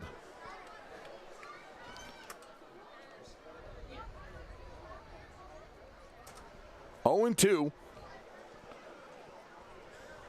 Pichardo deals. Ground ball to first. Ortega picks it to second for one. The return throw way late. I like the acrobatics from Pichardo just to get the glove on it. An A for effort, but you only get credit for the one out. Pitcher fielding practice, you got to do it, and a nice play from Pichardo, just not in time.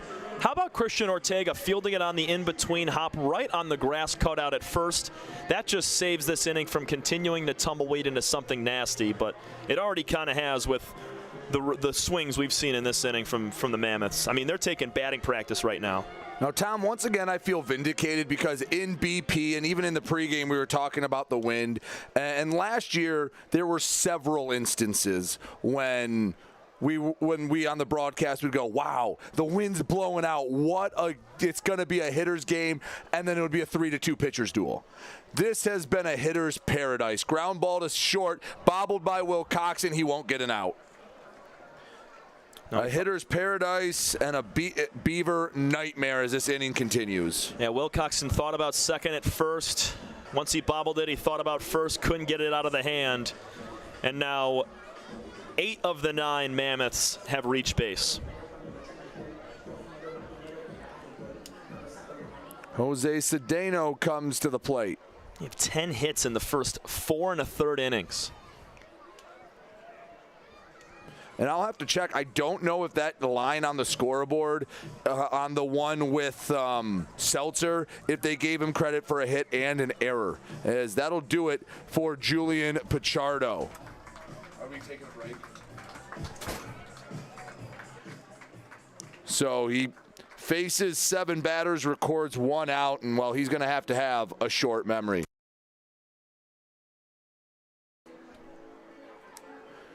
New arm coming in for the Birmingham Bloomfield Beavers as they'll try to settle this one down when we come back. Irwin, one of the other new Beavers, will be on the bump. 9-3 Mammoths here on the USPBL Network.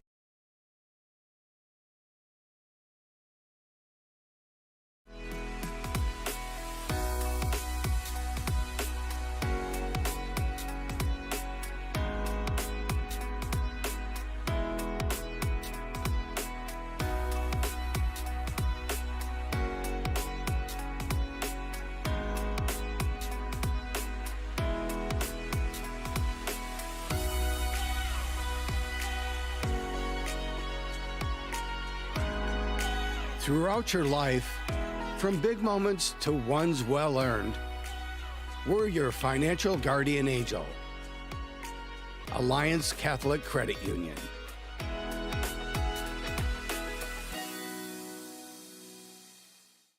At Ascension, Michigan, we're committed to being your first choice for healthcare. Our nationally recognized heart program is the leader throughout Michigan in minimally invasive heart valve procedures. For joint replacement, spine, and cancer care, patients choose our specialists for advanced care and treatment. And we also excel in the things that can't be measured. Listening more closely, caring more compassionately. We're for people, the pioneers, the underdogs, the players, and the slow and steadies. We're for people, for who they are and who they could become. Yes, we're a bank, and some say our business is all about money, but that's an old idea. Because look past the money, and you'll see real human lives. We see it, because we're for people. Huntington, welcome.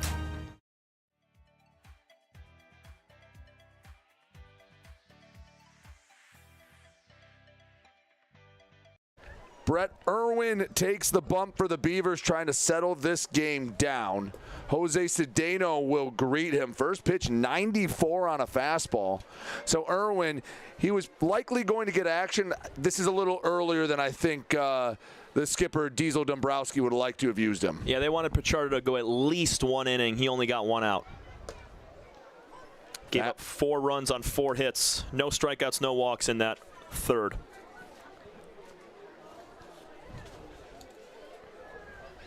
Cedeno, he's had a couple of singles. Haven't been the prettiest ones, but they count all the same. Broken bat ground ball. Will Coxon charges, throws to first, records the out.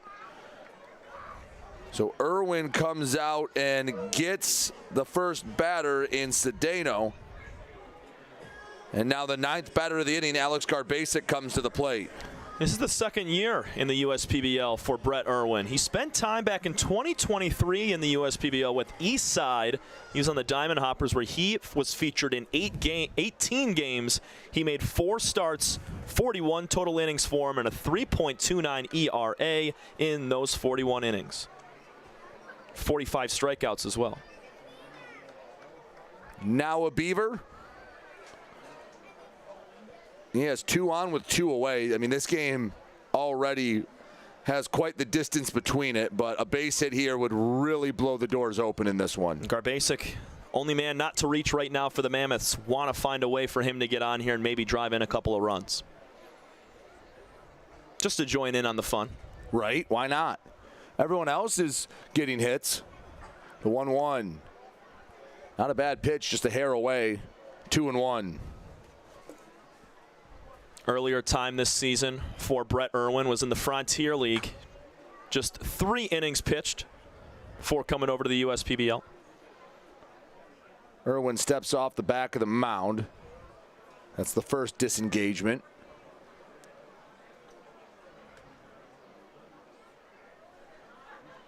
Two-one. Check swing. Wise to hold up. Oh, the appeal says that Garbasic broke the plane and his palms go skyward. Well done from Ray Torres behind the dish. To make that call and to...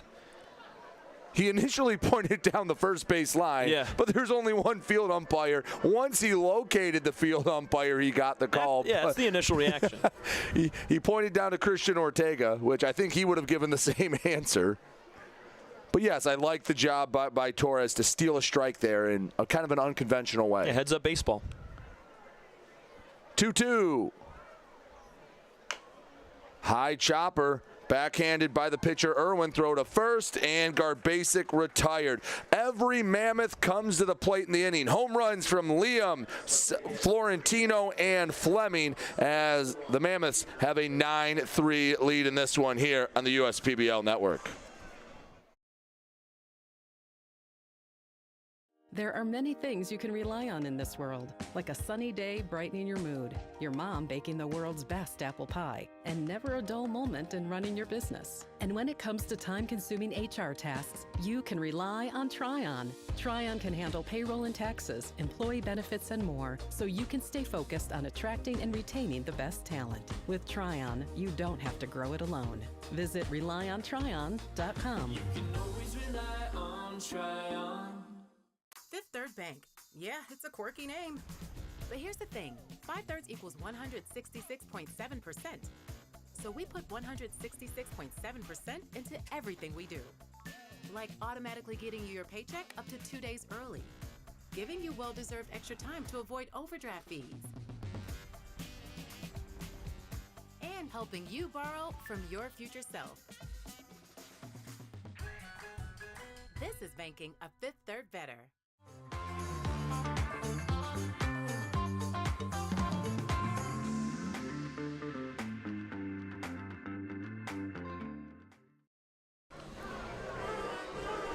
Back here at Jimmy John's Field, the Westside Woolly Mammoths, well, they've been hitting the ball hard all day long. If you're Bo Atkins, you're going out there pitching with not a lot of stress now. 9-3 lead for him. Not at all. Pitch to contact, but Bo Atkins does not pitch to contact, as we've seen in that last inning of work. Struck out the side, gave up just 1 hit in the 4th. He's trying to do it again and get a lot more swing and misses on that slider. Few fans trying to get some autographs. I'd be trying to get a lot of Mammoth autographs after that last half inning. Heck, it's probably a battle to see whose you can get. Yeah, this team's just a well-oiled machine at this point. We knew in the first couple of weeks things would be shaky offensively, guys just getting their feet underneath them with the wood bat in their hands, and right now it's mid-season form for these guys, and you can just see the simplicity of swings from Liam, Florentino, Seltzer, and Fleming. Top 4 hitters in your lineup go deep. It's a good day at the plate. Yeah, makes Taylor Jelenkowski's probably feeling like the smartest manager alive right now. But, yeah, when you're getting that type of production, makes anyone look good. I don't think you switch up that 4-man lineup right there. No. I wouldn't say so. Ground ball from Wilcoxon. 1 pitch, 1 away is a nice job by Fleming. He didn't quite pick that one. He almost snow-coned it like an outfielder charging in on a low-line drive. It was like in between a hop and a catch in the air, so he had to kind of time that up, and you saw him kind of catch it behind him a little bit, waiting for that ball to travel, and he was able to catch it right before it hit the dirt, and that's a veteran first baseman over there, and he plays a little bit of outfield as well to go along with his home run today. Swinging a hard hit ball to left field. Cedeno won't get there. A pitch middle, and Piotrowski did not miss it. His third base knock of the day. This effort from Piotrowski may be lost in the score, but he's had a really nice day out of the 2 spot for the Beavers. He has. Hitting to all fields, he put his RBI double down the right field corner, rips the left field line this time. Matt was a guy coming into today that was one of the better hitters for the Beavers, and he's showing it. Brings up Ray Hilbrick, 0 for 2 today. Atkins, wave and a miss. So the Beavers have come up and they've swung at the first 3 pitches they've seen. Mm-hmm. Yeah, they're trying to attack just like the Mammoths are, but against a guy like Bo Atkins, it's not quite the same deal. Atkins set the pitch. That one misses low, 1-1. Pennington and Pichardo, the first 2 out of the pen, minus Greg Loken in the middle there. They were going with a lot of first pitch fastballs, and that's what the Mammoths were jumping on and being able to have success. 1-1. Can't find the zone. I think Atkins has one thing on his mind right now, and that's a hard hit ground ball somewhere on the infield. Yep. If he keeps that fastball in the outer half here, see if Ray Hilbrick can either go the opposite way or maybe hook around it for a double play here for the Mammoths. 2-1. Called strike. Dots it at 90 on the outer part of the plate. It's where you want to live.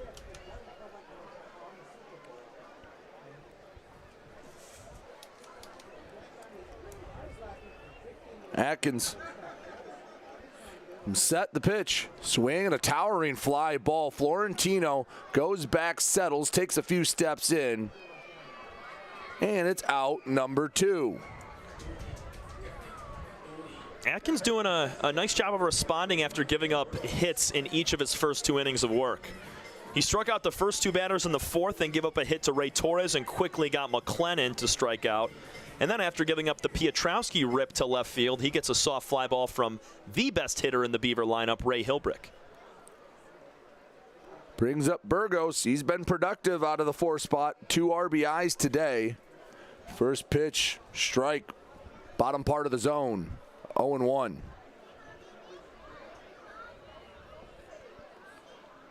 Atkins comes set.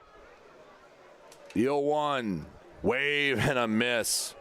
It's just not fair. No, you got to stay there against Burgos here. He's dropping that back shoulder, and he's way out in front of this pitch. Maybe you change it up. You maybe go a fastball way above the zone just to change eye level. Yeah, 0-2. Yeah, something wipe away pitch out of the zone. Why not? Slider got him to hit it on the ground. Seltzer picks it up, and the throw to second is way wide. That will scoot Piotrowski up to third. Runners on the corners with 2 away for Christian Ortega. It's a very tough play for Colby Seltzer. Moving to his right side, all the momentum heading out towards left field. And kind of like Dre Williams-Nelson did a couple innings ago, having to throw that ball with no momentum moving forward. And just like Williams-Nelson did, Seltzer kind of pulls it wide of the bag. So I believe they will give Burgos credit for the single, as that would have been a real tough play for Seltzer, as you said, Tom. I mean, it would have been a heck of an effort. It was just hitting a tough spot. So definitely a hit to Burgos. If you want to give the error on the runner moving up, you can. But that's the second hit of the day for Burgos. Ortega looking for his first. Fastball way outside. Dunn had to reach way across on the backhand. 2-0. This is the guy you need to get right here. A couple of ground balls to the left side for Ortega. Atkins, keep that slider down and away, that fastball away from the hitter here. He'll hook around it for another ground ball. Swing and a fly ball. Left center field, deep but playable. And it's the center fielder, Pastor, that makes the catch. 300 some odd feet from home plate. Couple runners get on with a few base hits. Beavers can't do anything with them. We head to the sixth. 9-3 Mammoths here on the USPBL network. We're for people, the pioneers, the underdogs, the players, and the slow and steadies. We're for people, for who they are and who they could become. Yes, we're a bank, and some say our business is all about money, but that's an old idea. Because look past the money, and you'll see real human lives. We see it, because we're for people. Huntington, welcome. Slide into a new home. Work with a local mortgage pro who works for you. Get a cheaper, faster, easier home loan. Find a mortgage broker near you today at findamortgagebroker.com.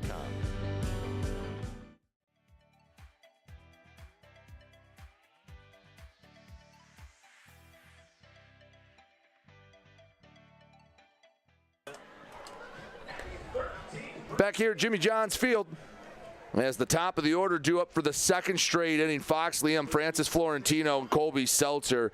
It was a barrage from the Mammoth bats last inning. Brett Irwin came in, got a couple of ground outs to settle things down, but the Mammoths have just been putting pressure on the Beavers each and every inning. Yeah, they've scored 3 out of their first 5 innings at the plate, and my goodness, you cannot ask for a better inning than hitting 3 home runs on 4 hits in that 5th. So, I mean, you try to follow it up by doing the same thing here in Fox Liam as he led off the 5th with a solo shot to right center field. But now you're facing a new pitcher in Brett Irwin, who has experience in the USPBL and other independent ball leagues. So he's a seasoned right-handed pitcher on the mound here trying to keep the Mammoths at just 9 runs.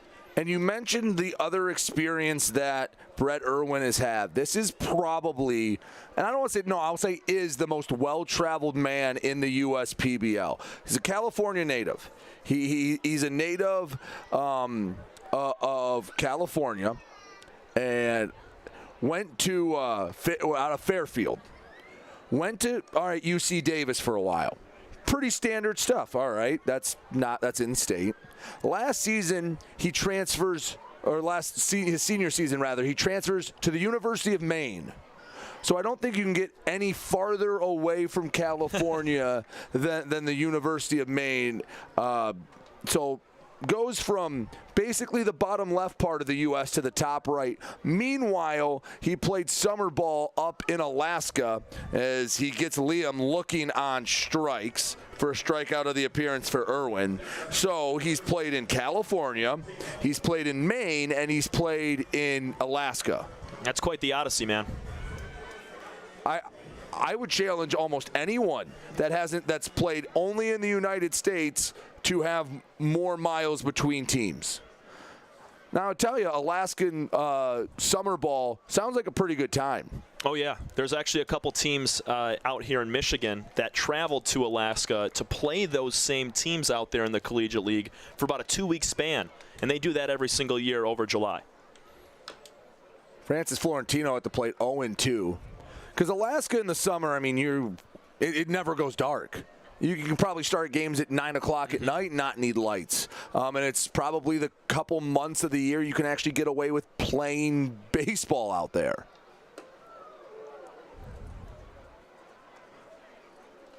Now if I ever get a chance to have a conversation with Brett, I have to ask him what drew him to Maine.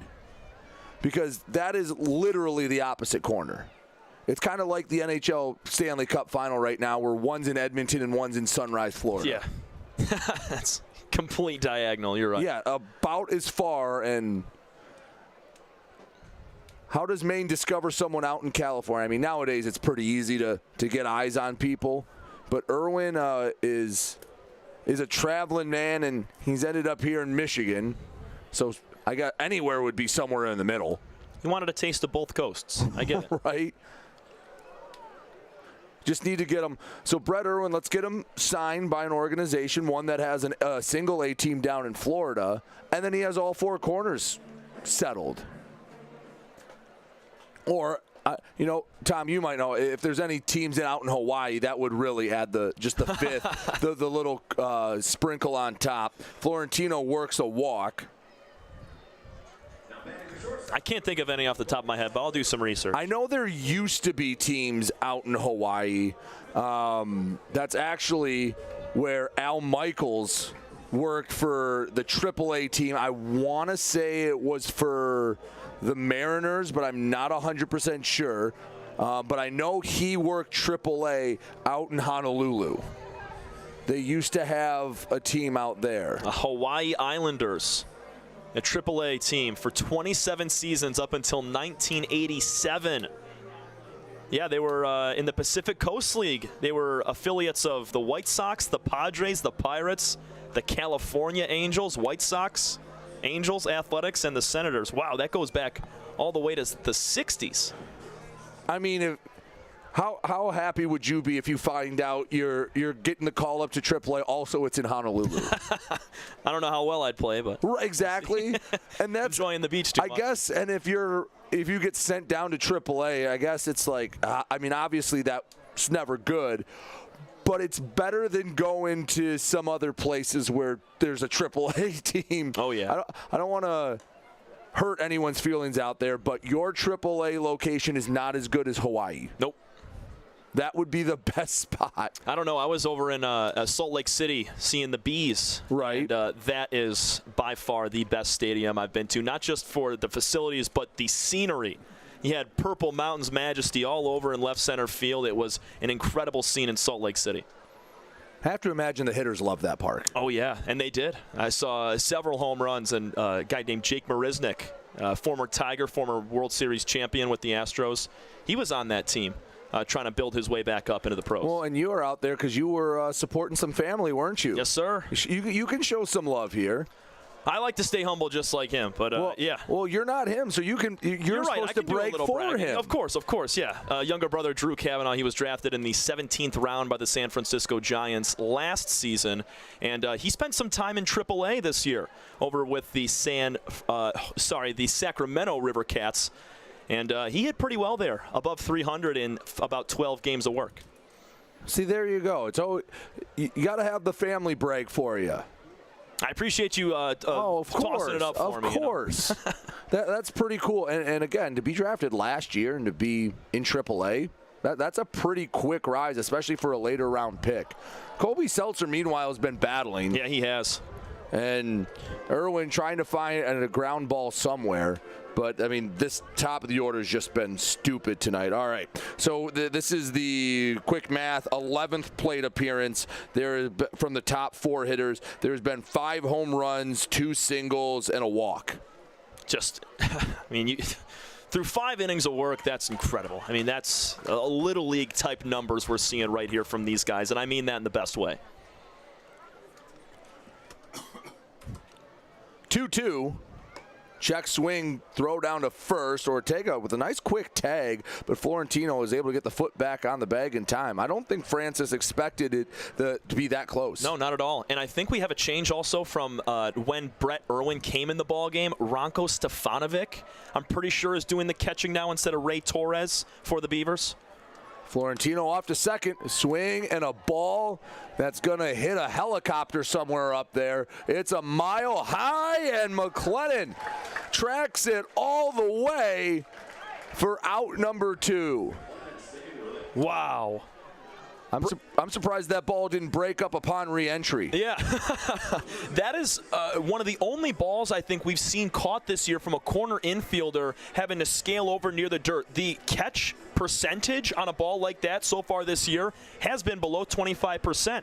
That's an incredible play from McLennan. He knows that ball is swinging back in towards fair play, and he almost over-pursued it and was able to come back and snag it for a big second out. Fleming to the plate.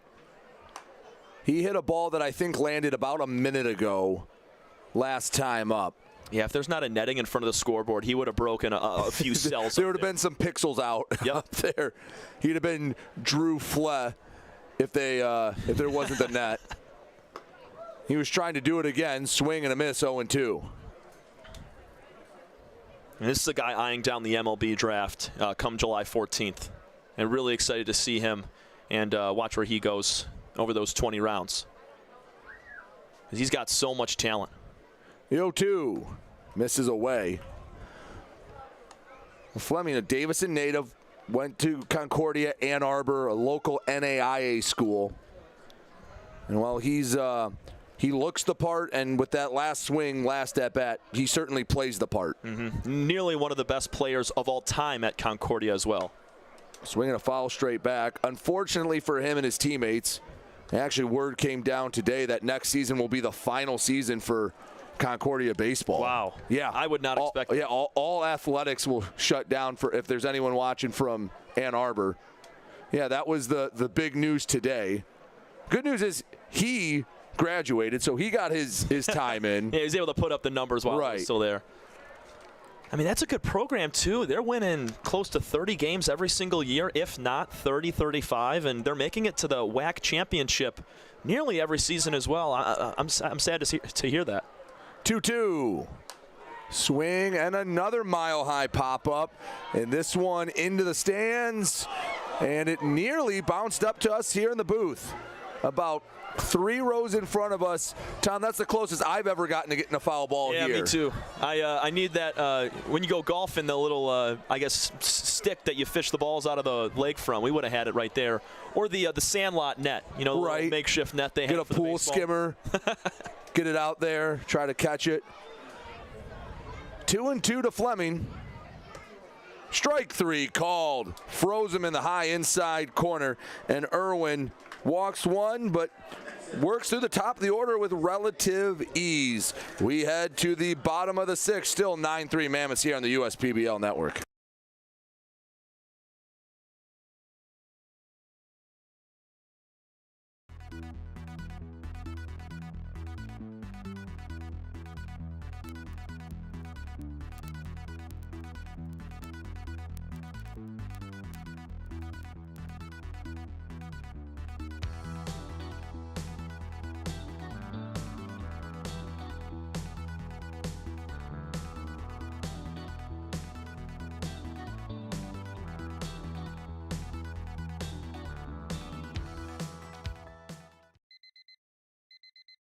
Time doesn't heal all wounds. Hard work, perseverance.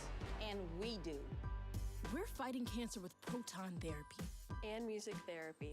We're turning back the clock on Parkinson's and outsmarting blood clots in seconds. Instead of days. Because this is her time. His time, your time.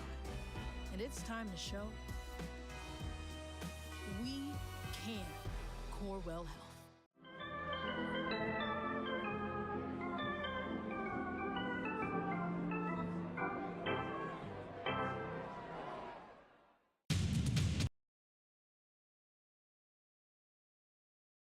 USPBL network as the Mammoths hold a 9-3 lead. Still Bo Atkins on the mound. Why not? He pitches pretty well, and he's got a nice lead in front of him. Yeah, he's worked with 3 hits and 3 strikeouts over the course of 2 innings of relief work. And even though the Mammoths weren't able to score that last inning, they've done enough through the first 5 here to kind of make it easier on Bo Atkins. But that doesn't mean these Beavers can't chip away. They now have 12 outs to play with over the next 4 frames. And if they're able to scratch off 1, maybe 2 here, starting with Malik Bolin, they still got a chance. Well, that's just the key in any comeback. You're never going to hit a 6-run home run. Bolin grounds out. Second time tonight he's recorded an out on the first pitch he's seen. 0 for 3 today. Brings up Brandon Perez. But if you just get 1 or 2 and then maybe chip away, maybe chase Atkins because he's been so good this year and especially tonight. Get to a different arm in that bullpen, which it is stoic out there in right field. There's no Mammoths scurrying around. Now they're going to ride with Atkins for right now. And you mentioned trying to work through these innings. You got to take more than 1 pitch. You have to work at bats. Bolin's second time swinging at the first pitch. And if you're not squaring that ball up and getting a hit out of it, it's going to be a quick day for these Beavers right now as he went down on just 1 pitch. And Perez was maybe the most indecisive swing I've seen this season. And that just tells me Atkins' stuff is deceptive, it's electric, and, well, no one's really picking it up too well. That's the sword right there. 1 and 2, and it looks like Perez is just in knots right now. 1-2. Fastball high and away. That previous pitch, the 1-2, was a splitter, and he hadn't shown that a lot. But when you throw that in with everything else he's had, it's just not fair. No. It's a guessing game up there for these hitters. 2-2 swing and a mile-high pop-up. Left side, Cedeno watches it in the glove. 2 up, 2 down. Again, for those advanced analytic nerds out there, for the few that are watching, when we talk about spin rate, again, 2250 is about the average for an MLB fastball. Maybe a little higher than that. Atkins has been up to, 2,800 with some of his pitches. That splitter was sitting at 600. Yeah, I think oh, wow. Yeah, that's a big difference. For his slider, yeah. If you're anywhere between 26 to 28, 2,900, that is really moving it. And when you look at the fastball and the slider coming out of the hand of Bo Atkins, they look like the same pitch for nearly 75% of the way. It's because of all that late breaking action on the slider is why these hitters are being fooled, because essentially it looks the same way when you're making up your mind as a hitter.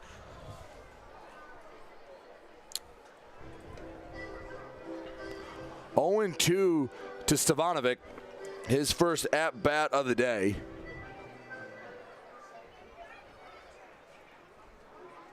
Diesel's done this a few times where whichever catcher starts will be relieved midway through. So a lot of the times they know coming in, hey, once we hit the 5th inning or once we get through the second pitcher, that's when we're making a switch at catcher, just to make sure guys are getting consistent at-bats. Swing and a pop-up. This could be playable. Fleming on his horse, settles in and looks it into the glove. 1, 2, 3 go the Beavers. And we head to the 7th inning. 9-3 Mammoths. You're watching the USPBL Network.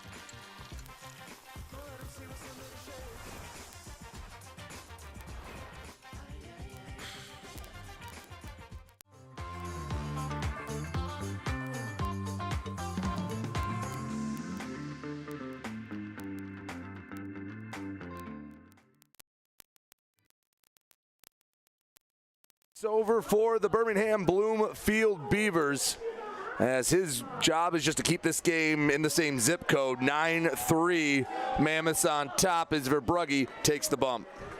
Andrew Verbrugge making his 6th appearance, all in relief this season.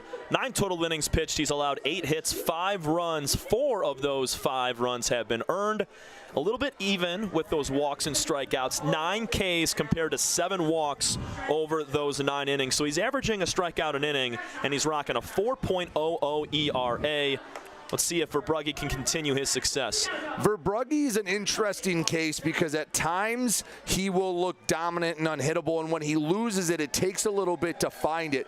So when you say he's a 4 ERA type of guy, he's not maybe what the traditional one is where, hey, he'll give up a hit or 2 and that's about where he's at. A lot of the times he's either shut down or he just doesn't have it that night, and it kind of averages out to that 4 ERA. Yeah, it's kind of a coin flip sometimes because you're right. He'll have 2-3 strikeouts in an inning, and then you come back with another outing, and he'll maybe have 1 over the course of 2 frames with a couple of runs given up. So it's kind of evened itself out on the law of averages side for Verbrugge, but heck of a pitcher, and he's going to face the middle of this lineup, and we all know how these Mammoths have been doing today, so it doesn't get any easier for the pitchers for the Beavers.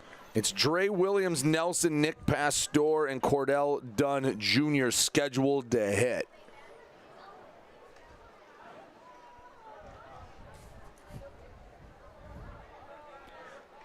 The 1-0 slider, that nips the outer part of the plate. 1 ball, 1 strike.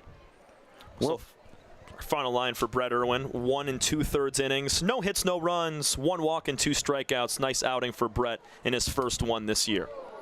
Pitch behind William Nelson, an exasperated look from the Mammoth second baseman. Remember, he got plunked in the first inning, or the first at-bat rather. That time 89 behind the tailbone, and you just got to be a little annoyed when you feel like you have a magnetic field to you for baseballs.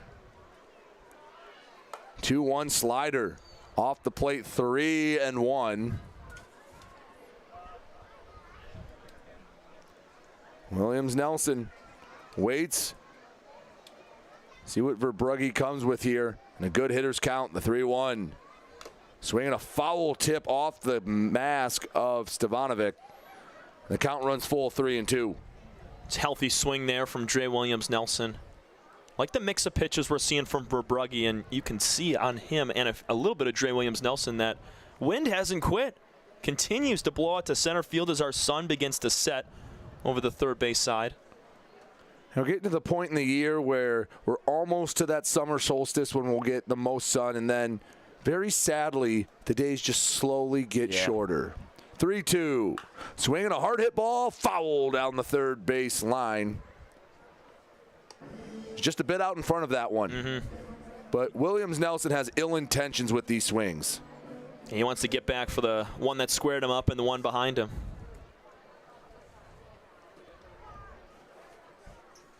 3-2 once again. Another hard hit ball. This one out of play on the first base side. Looks like Luke Drummond's getting warm in the bullpen right now for the Woolly Mammoths. Another guy with a nasty wipeout slider. And if that's the end of the day for Bo Atkins, boy, did he perform. 3-2. Swinging a chopper. Fair down the third base line. McLennan throw to first. Ortega can't pick it. And Williams Nelson will reach safely on the error. It was a beautiful play from McLennan, almost all the way there. He set his feet and just spiked the ball over to Ortega. That's a throw that needs to be made there by the Beavers' third baseman because he set his feet perfectly, had Dre Williams Nelson dead to rights for a couple steps and just left it low. That's a really tough pick for Christian Ortega at first base.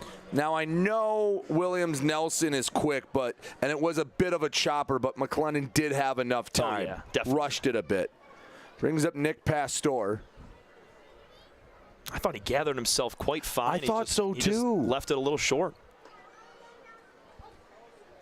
But those are the type of plays that separate the teams that are 2-8 on the season and the ones that are battling for 500, is plays like that needing to be made when you're down several runs and need to keep that number at 9. A lot of the time, good baseball is boring and simple. Yeah. Just make the play in front of you, throw strikes. Again, I use the term simple because it's not easy. It is not easy by any means, as you know, Tom, but good baseball looks simple. When it's run of the mill, when you start to take place for granted, that's when you know you have a good baseball team out in front of you. Yeah. Well said. Oh, nearly got Williams Nelson. I think poor guy. I think got hit on the arm with the pickoff. Or the thigh, maybe? Yeah, that's what he's grabbing for right now. It didn't look like Verbrugge threw it over. No, it was a perfect throw. It was. Still. It just wasn't that hard. It was kind of a soft toss over there, so I don't know. I mean, he looks like he's got to stretch it out a little bit, but he's taking a beating today, man. I might just look at Taylor Jellinkowski and go, nuh-uh, someone else. I've got too many bruises. Hey, I've gotten a hit today. I've scored a run. All right, no, I'm not getting beaten by another ball. Got to get him in the cryo machine. Yeah, right? Start filling up the cold tub. Another pitch called a strike away to Pastor. I don't think he loves the calls. Counts 1-2. I think Pastor thinks it should be 3-0. The 1-2. Not a chance on that breaking ball. 2-2. Back to that point, Brady. Baseball, because the zone is never always the same consistently all the way around. It's going to move, it's going to expand, it's going to shrink. And in a 9-3 game where it stands in the 7th, that zone is going to expand. Ground ball to short. 6-4-3, and 2 away on the double play. So Verbrugge picks up his defense, induces the ground ball, and there's 2 away. Nice job by Andrew. He kept Williams Nelson close over there at first as he hit him with a pickoff, and he rights his wrong from the error that Max McLennan made over at third base. And if you're the third baseman for the Beavers, just tip your cap to your pitcher for rolling that double play, and your middle infield doing a heck of a job flipping it quickly. Hey, there will be times where the defense picks up the pitcher. He serves one up middle, and someone like Brandon Perez has to make a diving catch out in the outfield. Other times the pitcher picks up the infield, and I like that sign for Verbrugge. Didn't get frustrated with the error, just got the double play and relieved McLennan. Yeah, complimentary baseball at its finest. Cordell Dunn Jr. at the plate. He's looking for his first base hit here in the USPBL. He's done a little bit of everything else today. Had his first RBI before his first hit. He was looking for his first home run on that swing, 1-2. He would have had it if he makes contact. Verbrugge wants to stay low and outside to Dunn as he continues to yank that front shoulder out towards his third base coach. 1-2. Swing and a pop-up. Back near us, and it bounces off a chair. And someone is going home with a souvenir. Guy in the front row, he's got a Hawaiian shirt on and a Florida Marlins hat, an old school Florida Marlins, the good one. Yes, sir. I agree. The Cabrera one. Yes. The 1-2 off the glove of Verbrugge, picked up by Pietrowski. 1-4-3 goes Cordell Dunn Jr., and the Mammoths go down in order. That means it's time for the 7th inning stretch. 9-3 Mammoths lead as it's stretch time, brought to you by Genesis Credit Union, here to show you Take Me Out to the Ball Game.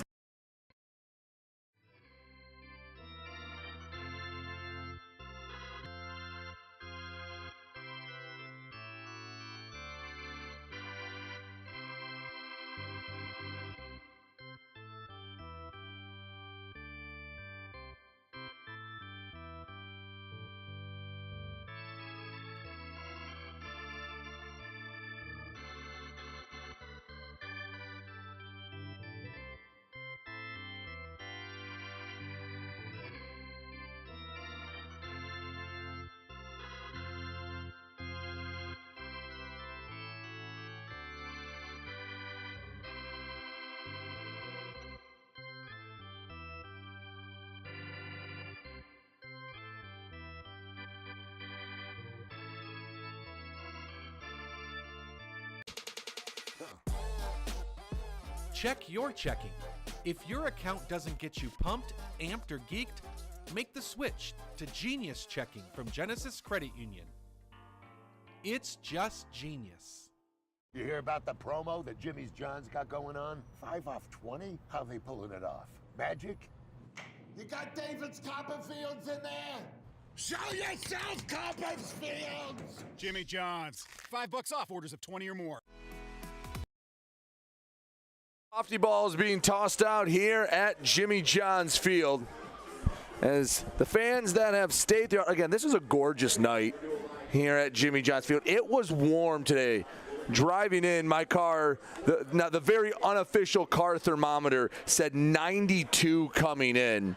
Tell you what, it felt like it for a while. It was humid, but it's been it's turned into a very nice night, one that makes you want to go sit by a bonfire somewhere, as Luke Drummond comes into the game for the Westside Woolly Mammoths. Nasty righty in Luke Drummond. 13 strikeouts compared to just 3 walks.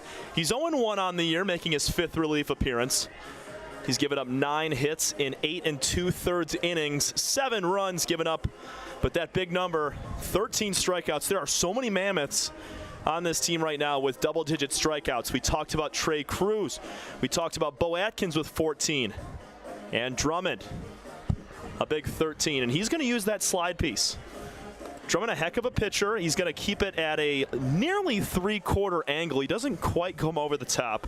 And he's mixing a bunch of different pitches. In theory, he has a 5-pitch mix. In practice, it really gets down to about 2. He'll throw his fastball just under 60% of the time. 30% of the time, it'll be the slider. And then the final 10% is some combination of the changeup, a curveball, and a 2-seamer. The pitch that really interests me for Luke Drummond, besides the slider, is his 4-seam fastball. He has a lot of arm side run, which means that if he throws it with his right hand, that ball is going to be running in towards a right-handed hitter.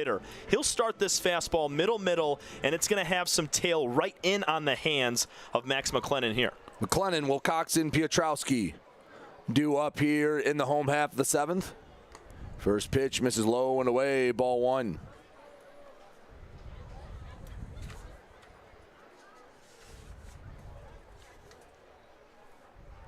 McClennan 0 for 2 today. Hard to line out his first time, went down swinging his last. Called strike at the knees, 1-1.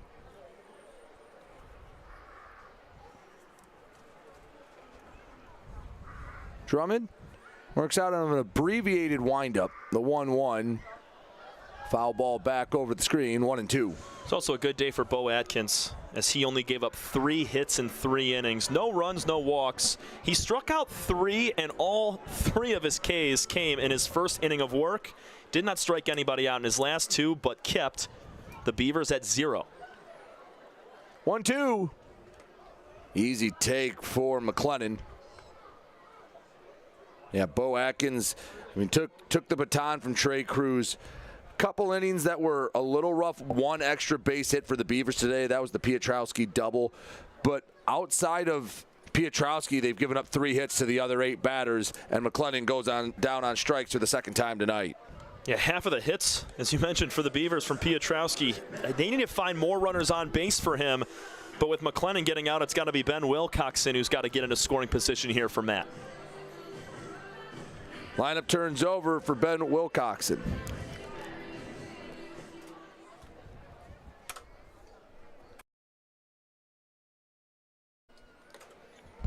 First pitch misses, ball 1. Wilcoxon, he's reached base twice out of the leadoff spot. A single, a stolen base, a walk. Scored 2 of the 3 runs for the Beavers.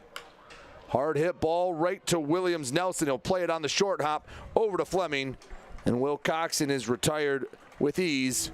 2 up, 2 down. That's basic baseball from Jay Williams Nelson. He knew that ball was going to stay all the way down on the dirt when it took the 1 hop, and all Dre had to do was keep his glove in the dirt. And 99% of the time, that is how you're going to find success on the infield, is keeping that glove dirty and not letting it sneak underneath your glove. Well done.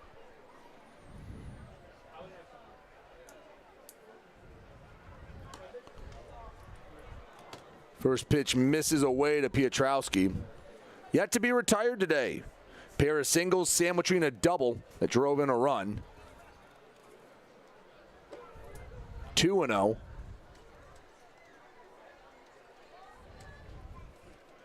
Luke Drummond looking for a very quiet bottom of the 7th. 2-0. So we're going to follow straight back. Pietrowski's on it. Yeah, it'd be nice for him to go 4 for 4 today. Just a small gem for this Beaver team if they're not able to climb back with just 7 outs remaining in the game with the quick math. 2-1. Ground ball up the middle. Seltzer fields it on the knee-high hop, sidearms to first, and for the first time tonight, Matt Pietrowski is retired. 1, 2, 3, go the Beavers. We head to the 8th here on the USPBL Network.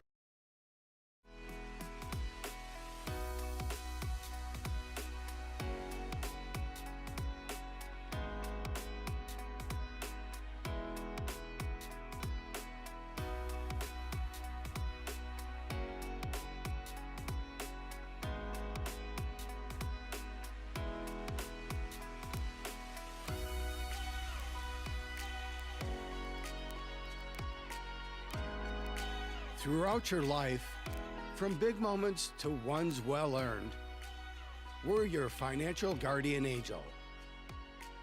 Alliance Catholic Credit Union.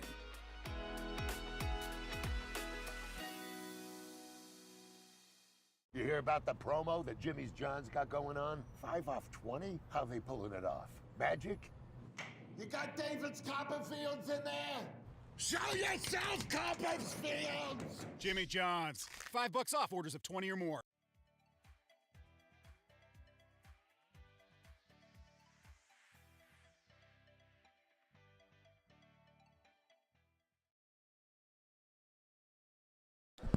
New man on the mound for the Beavers. Left-hander Brennan Cox, making his 5th total appearance, 4th in relief this season. Cox with a 10.38 ERA, just a little bit skewed as he's only thrown 4 1/3 innings this year. So every outing that he's had, every appearance has been short-lived. 3 strikeouts compared to 7 walks for Cox over those 4 1/3. He's allowed 5 runs on 7 hits. Has to keep the walks down and the strikeouts up as he's got 4 more walks than strikeouts this year. Got to find the zone if you're Cox today. And a spot that maybe he can try and get right with, a low-pressure spot. You're down 6 runs. You're not going to have many high-leverage at-bats. So you can pitch a little more freely here. 100%. And with a guy that works a 4 different pitch mix, I think you kind of rely on your heavy stuff that you throw often. The 4-seam fastball, the slider, the curveball he throws at times, and the changeup almost never. But maybe you mix in a little bit of curveball action, but stick to the 4-seam fastball and the slider, trying to get those pitches to go for strikes and live around the zone as they face the bottom half of the lineup here. And we'll have one other change in the lineup for the Beavers. Schubert is over at the hot corner for the Beavers. He'll replace McLennan. Always nice having our lead data analytics intern, Devin Wiles, next to us. He's got an eagle eye for that kind of stuff. Yeah, shout out Devin on the broadcast last Sunday as well. He gave us a ton of great information. It was awesome to call the game with. 1-0. Misses 2-0 to Jose Cedeno.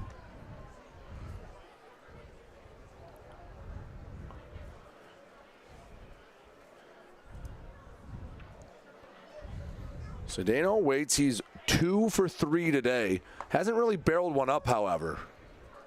No, he's gone opposite way, which is nice, but both times he kind of caught it on the handle. He was able to muscle one out over the head of Wilcoxon and then shot the 5-6 hole. He's got 2 ribbies today, though, with that one swing. Did that clip Cedeno? No, it did not. Quick twitch from Jose to stay out of the way.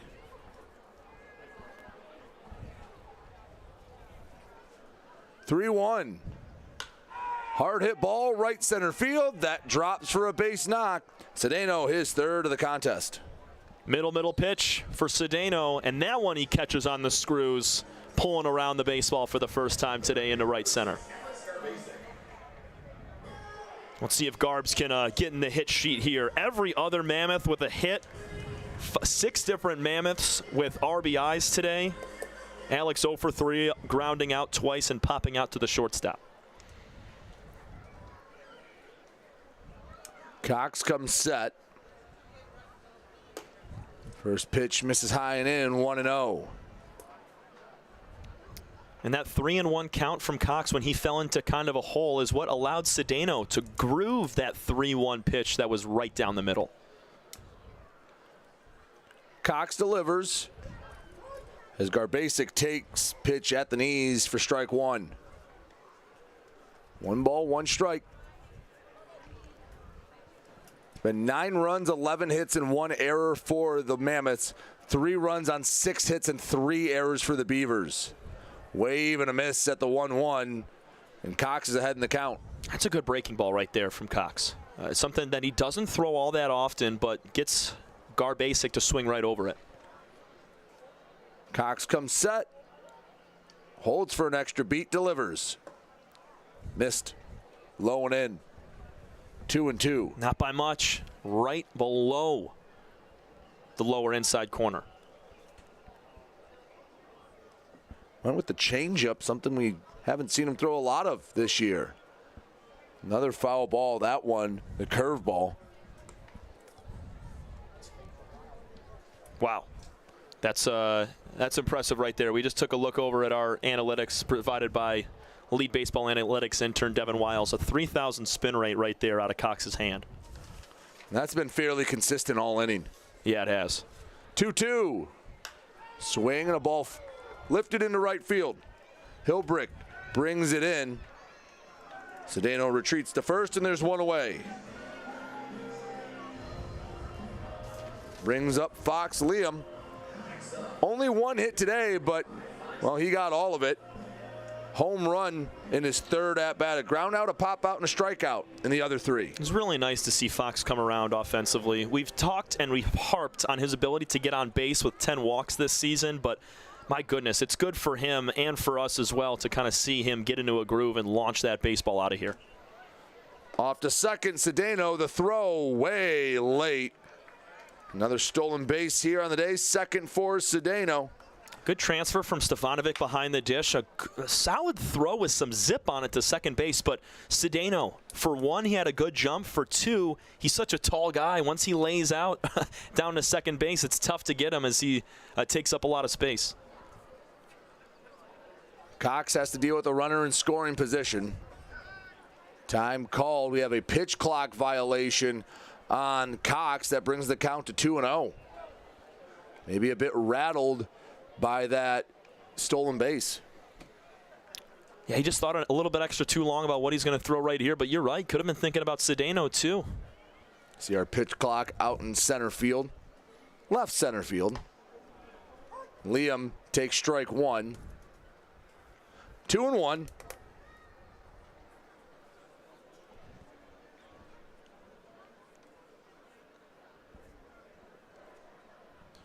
Cox delivers the 2-1. Misses. That one just a bit up in the zone with the curveball.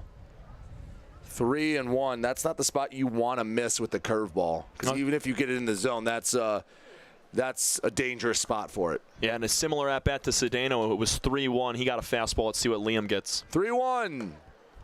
Called strike. A pitcher's pitch to be generous. Yeah, much different than the pitch he threw to Cedeno, which was grooved, and he dots up the outside corner. 3 balls, 2 strikes. Runner on second, 1 away in a 9-3 game here in the 8th. The pitch. Swing and a miss. Blew it by Liam, and there's 2 away. That's a juicy pitch to go after right there if you're Fox. You want to try to elevate and celebrate with that one, and it just got past his bat. So hard to elevate the hands to that point and be able to get some barrel on it. Huge strikeout for Brennan Cox, who has settled down after giving up a first batter base hit to Jose Cedeno. He'll have to face the righty, Francis Florentino, as he continues his hot day with the ball roped into right center field. Around third, in to score easily Cedeno, and Florentino will use his discretion, stay at first, but it's an RBI single, the 3rd hit of the day, the 3rd RBI for Francis Florentino. And, well, if maybe some numbers like average weren't there coming into the game, they've certainly been elevated by tonight's performance. Yeah, Francis is making a case for his second Player of the Week in the USPBL this year. I don't know if there's anybody right now. I mean, I know it's only Thursday, but it's going to be tough to beat what he's done today. He's an early front runner to be sure. Seltzer with a half-hearted hack at a pitch inside. 0-1.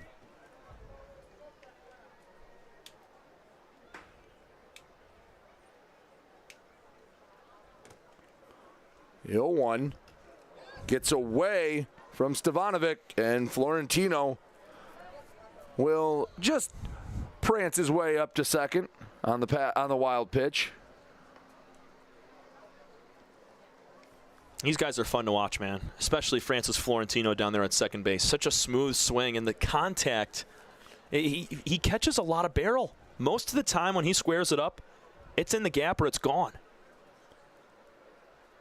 1-1. Inside again to the righty Seltzer. Stefanovic is doing some work back there. That one wild pitch snuck by him, but other than that, there's been a few in the dirt that he's had to block up. And it's tough coming into a game in the 6th inning. Stefanovic was down for the first half of this contest and was injected. 2-1 low and in.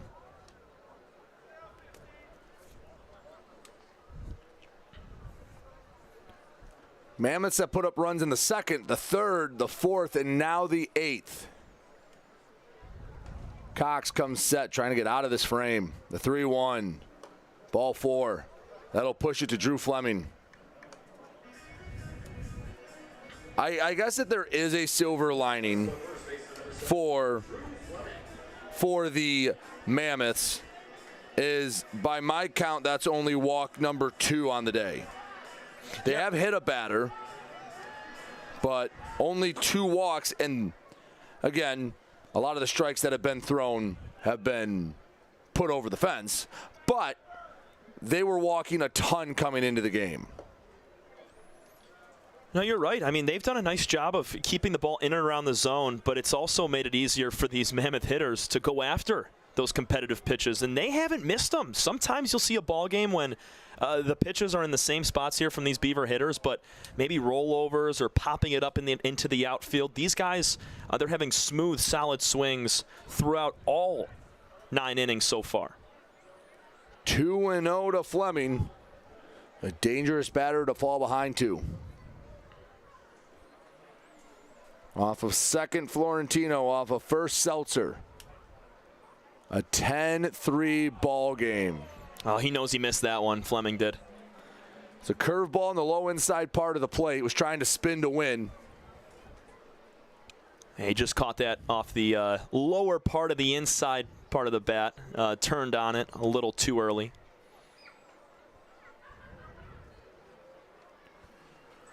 (2-1) from Cox. That hit off his foot? Yeah, that one got him right there. I thought the first one he was hobbling on, but it was more so him regretting that he didn't hit it out, and that one actually caught his foot. 2 balls, 2 strikes. Home plate umpire will give him a moment. That can't feel good. Foul balls off the top of the foot. Nope. That and the inside of your ankle. That's the worst spot. I can speak from experience.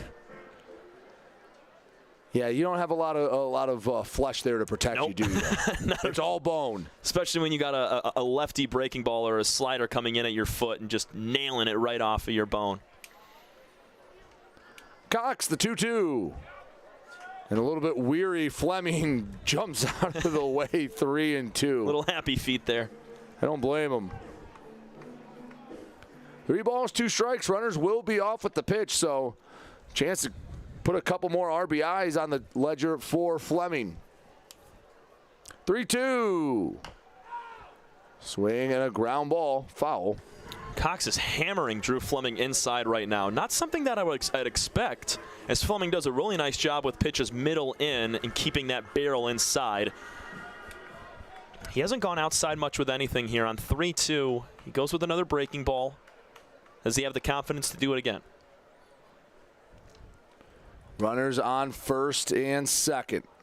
You don't want to walk 2 in a row after walking Seltzer to put 2 on.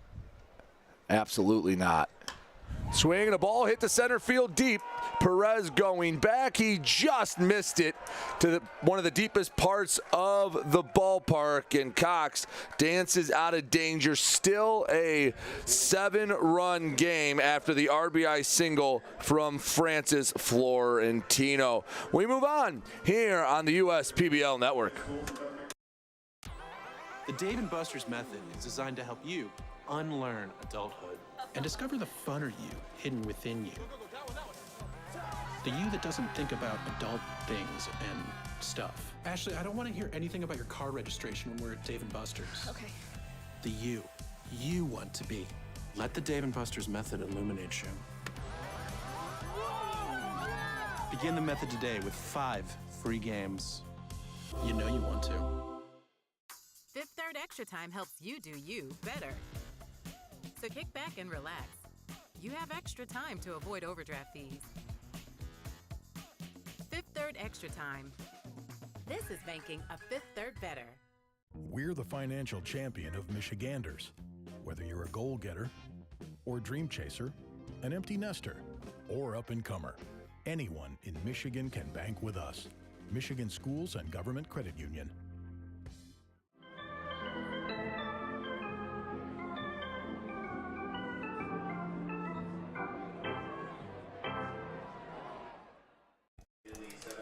Bottom of the 8th, 10-3. Mammoths are rolling in this one as Luke Drummond stays out for his second inning in relief. He'll face the teeth of the Beaver order. Hilbrick, Burgos, and Ortega coming to the plate, but in a 10-3 game, again, some stress-free innings from Luke Drummond. It's been 7 straight retired here for these Mammoth pitchers, starting with Bo Atkins and now continuing with Luke Drummond. And if you're these Beavers, got to put together good at-bats. I know you're down 7 runs with just 6 outs to play with, but try to take something out of these next couple of innings and put together good at-bats. First pitch misses. 1-0 to Hilbrick.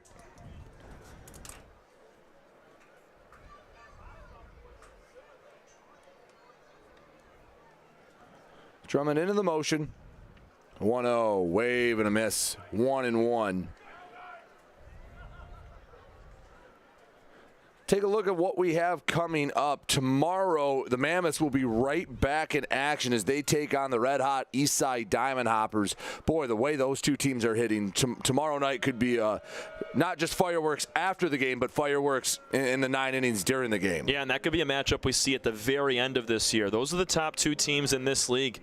I know the Unicorns have more wins than the Mammoths right now, but you look at what Westside is doing offensively. I know they've given up some runs to lose a few games here and there, and that's why they're sitting at 500. But, I mean, it's hard to debate that this Westside Woolly Mammoths team is not one of the best top 2 hitting teams in the entire league. Saturday will be the Saturday doubleheader, a couple of 6-inning affairs between the Birmingham Bloomfield Beavers and the Utica Unicorns. That'll be the only time you get to see the Corns in action this week. And before Sunday, we roll back the rematch from Friday with Eastside versus Westside.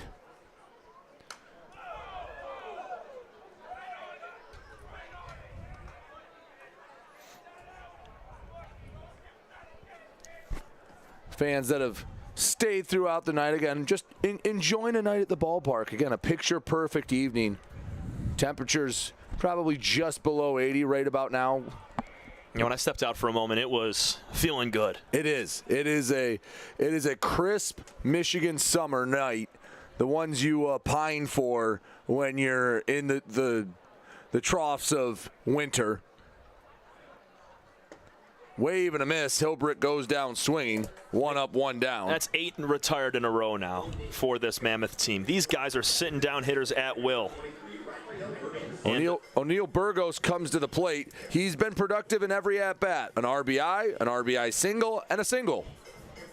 O'Neal and Hilbrick, the 2 top hitters on this team. I know Hilbrick's 0 for today, but O'Neal, I mean, he continues to produce and chip away and bring in runs. And the game was close over the first couple of innings at 5-3. Ooh. Did that hit his bat? no foul call from our home plate umpire, and he's keeping him in the box. That hit something. It did. We all heard something. I think it was maybe the glove of Dunn Jr. No, that you heard the tick-tick. Yeah. Unless it hit off the glove and hit the umpire. That was bizarre.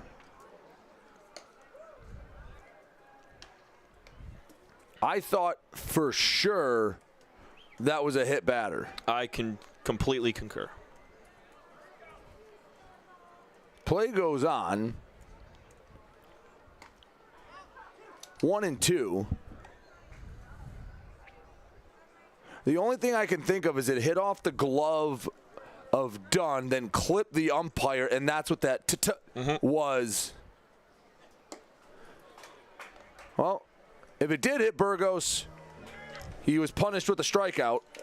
2 up, 2 down for Drummond here in the home half of the 8th. This is sick stuff from Luke Drummond, continuing to throw that frisbee at nearly 2,700 revolutions per second, down and away to a right-handed hitter. Burgos knew it was coming, and he just couldn't hit it.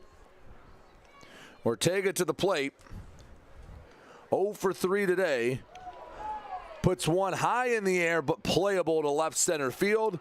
Pastor, they both lost it.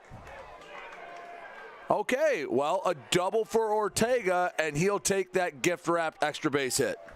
Yeah, we're sitting in the twilight right now as the sun is not all the way set, so it's not completely dark outside. What we have with the sky right now is the worst it's an outfielder's nightmare, because that ball gets up there above the trees and you lose it in that very dark baby blue sky up there. And you could see the center fielder, Pastor. He was near the warning track with both hands out and palms up saying, I don't know where it is. And Cedeno started to briskly jog into the gap. I don't think he found it even close either.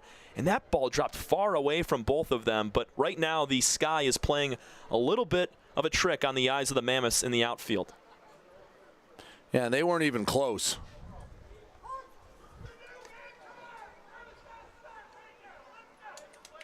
But that'll happen sometimes. There's like a 30 to 45 minute period when this twilight is at its worst, and any balls in the air can have issues. Ball gets away to the backstop. That moves Ortega up to third. Beavers looking for their first run since inning number 3. They trail 10-3 here in the bottom of the 8th. They really need it, and so does Malik Bolin. 0 for 3 on the day with a strikeout. He's been retired on one pitch twice today. If he's able to work a nice at-bat here against Drummond and maybe poke something the other way, that'd be great for him and his confidence. Looking for his first RBI of the season. Comes up empty with that swing. 1-2. And that pitch is missing the bat out far and away to the low outside corner. Bolin, I think you need to take a step closer to the dish right now and see if you can reach that pitch off the plate. 1-2.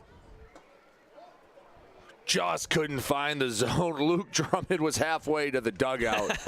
He thought for sure he just notched a backwards K.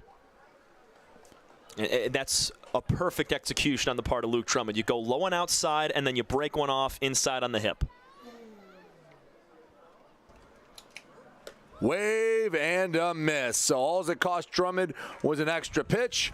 We head to the 9th. It's a 7-run lead for the Mammoths here on the USPBL network. We build roads, bridges, wind farms, and pipelines, schools to skyscrapers. Our members create monuments. We operate. We're the operators and mechanics behind the advanced heavy machines that move Michigan forward. We maintain boilers and HVAC. Our members run the complex heating and cooling systems that we all depend on. Our training is second to none, and safety is our priority. We are Operating Engineers 324, and we keep Michigan running.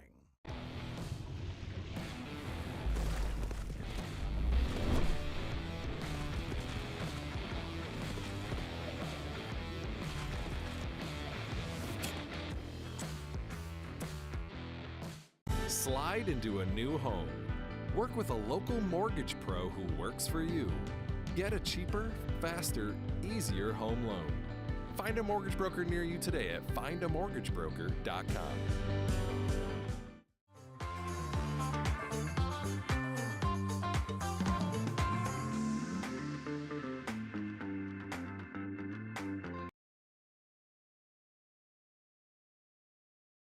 Of the day coming to the bump for the Birmingham Bloomfield Beavers in Jonathan LaGuire Cruz. He'll get the 9th, and he'll try to make this as quick as possible, not to make the job any more daunting in the bottom half of the inning. Nope, got to keep it at 10 right now. If you want any sort of a chance, even though it's a steep one, down by 7, you got to put up a 0 in this frame. And you're facing the 5, 6, 7 hitters, but the biggest point for Jonathan LaGuire Cruz as he enters the fold, he needs to throw strikes here. 10 walks compared to 7 strikeouts in 5 2/3 innings. He's given up 12 runs, and he has walked in 4 runs this year. So biggest thing for Jonathan LaGuire Cruz is pitch to contact. I don't care if Dre Williams, Nelson, Nick Pastore, and Cordell Dunn Jr. all go deep on 3 pitches right out of the gate. If he's throwing strikes, he is making an improvement here. So LaGuire Cruz, live around the zone, and you will have success. There you see the standings, as unless something miraculous happens in this one, Westside will move to 5-5, put them in a tie for second place. Eastside pulling away. They're 9-3 early on, and well, the Birmingham Bloomfield Beavers, they're likely dropping to 2-8. And again, I don't believe that includes a non-completed game that was suspended after 8 innings, where the Beavers trailed the Diamond Hoppers 12-7. So potentially 2 more losses to be tacked on there for the Beavers. It's going to be interesting how they rule that game, as we only played 2.5 innings of baseball. So I think in those doubleheader games in 6 innings, I think you might need to play 4 full innings for it to be considered a full game. But I mean, you never know. They could chalk it up. Dre Williams Nelson gets us started. Watches ball 1 go by, 1-0.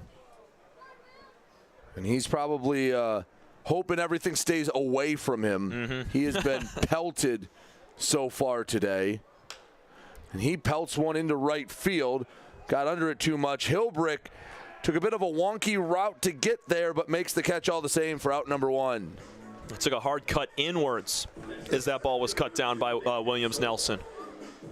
I think he thought it was hit a little harder off the bat than it was. Yeah. He started going back and then realized he had plenty of room to come in and make the play. And the wind has settled down a tad bit. American flag not billowing as hard as it was in the first 4 innings of work. Pastore to the plate. Takes strike 1. A fastball clips the knees, 0-1. And there you see it. And that, yeah, it's still blowing pretty well out there, but that's probably 50-60% of what it was through the first half of the game. Right. 1 ball, 1 strike. We said pitch to contact for Jonathan LaGuire Cruz, and he did a nice job of it with Dre Williams Nelson challenging him with a fastball inside. He had to fight it off. 1-1 to Pastore. Way up high, evades the glove of Stevanovic. 2-1.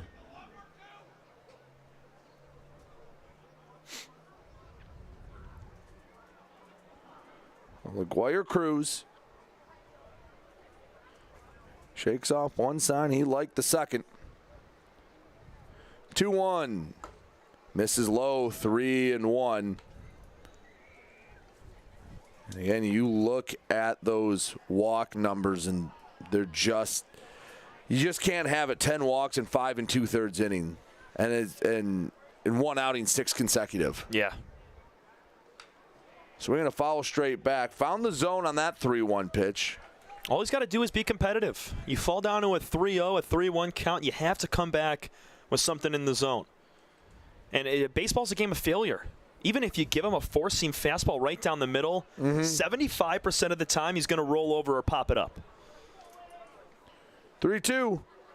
Non-competitive fastball, hops in, and it's a 1-out walk. And that's what spun his last outing out of control. He got the first man out in the 8th inning of a game that was sidelined in the 8th inning. We played only 8 that game. And he walked 4, gave up a base hit, and then walked 2 more. So you need to be able to stop it right here and just eliminate Pastore as the only walk right there. Brings up Cordell Dunn Jr. How about this spot for his first base hit? Add to the hit parade, make it a baker's dozen, 13 hits on the day for the Mammoths. Watches ball one go by. They can maybe get Garbasic another at-bat, too, who's still fiending to get on base as well. There you see the barrage of runs the Mammoths put up. Those first 5 innings were deadly. I felt like the home run derby. It really did. Back-to-back home runs twice. 5 home runs for the Mammoths. USPBL record is 6. So, well, they can find one in the next two outs. They can tie a high water mark here in the 9th season of the USPBL. So that's a fair bit amount of history to go off of. That's I'd say most records are pretty legit at this point. Yeah, definitely. You have enough of a sample size. 2-1. Check swing. No swing. No appeal either. 3-1. Not only did I think Dunn may have broke the plane, that's a pretty good pitch. Yeah, it was. I'm surprised that was called for ball 3. And that's a breaking ball from a righty breaking across the plate. Swing and a foul, 3-2. Got a piece of Stefanovic back there. It's a war zone right now in that box.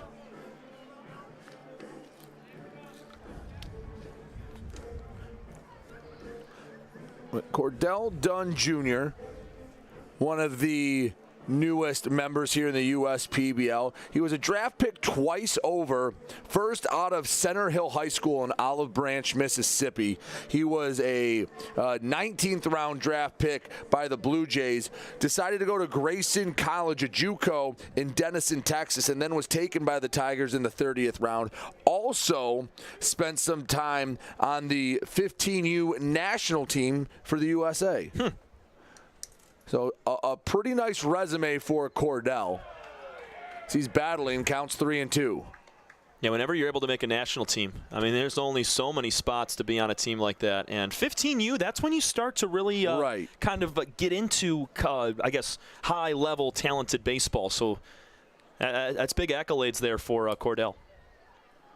3-2. Swing and a ball struck to center field. Perez underneath of it, and not that the wind would have carried that one out, but if that was an hour and a half ago, it's probably at least to the track. Yeah, a run for the money of Bramden Perez out there in center field. And a good battle back there from Jonathan LaQuire Cruz, not letting that one walk to Pastor tumble out of control, coming back, battling, yet another full count. The last 2 batters have gone to full counts for the Mammoths. LaQuire Cruz is going to have to get through Jose Cedeno. 3 for 4 today. Struck it well, dropped in. I think that broke the bat. Cedeno doesn't want to drop it. He takes it all the way to first, and a broken bat single.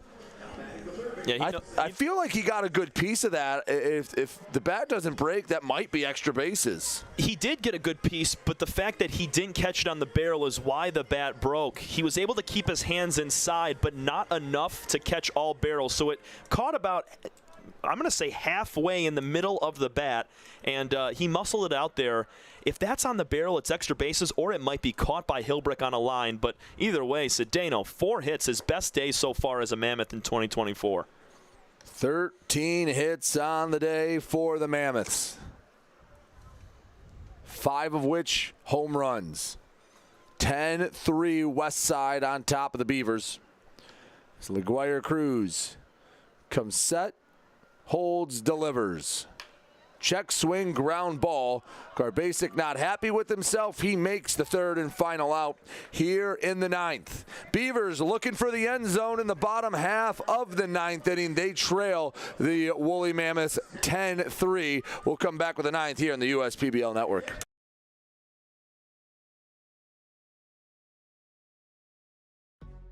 With a transforming world, we can see how drastically the world is heading towards automation.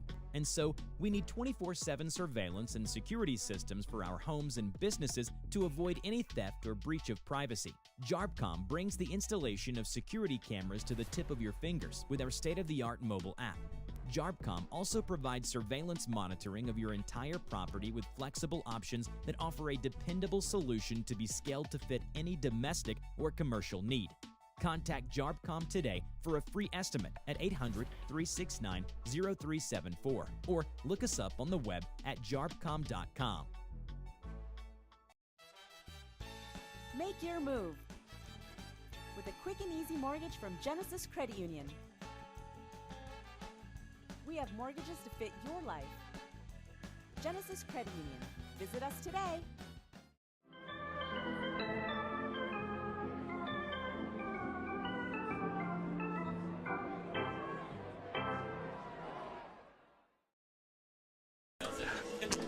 Bottom of the ninth.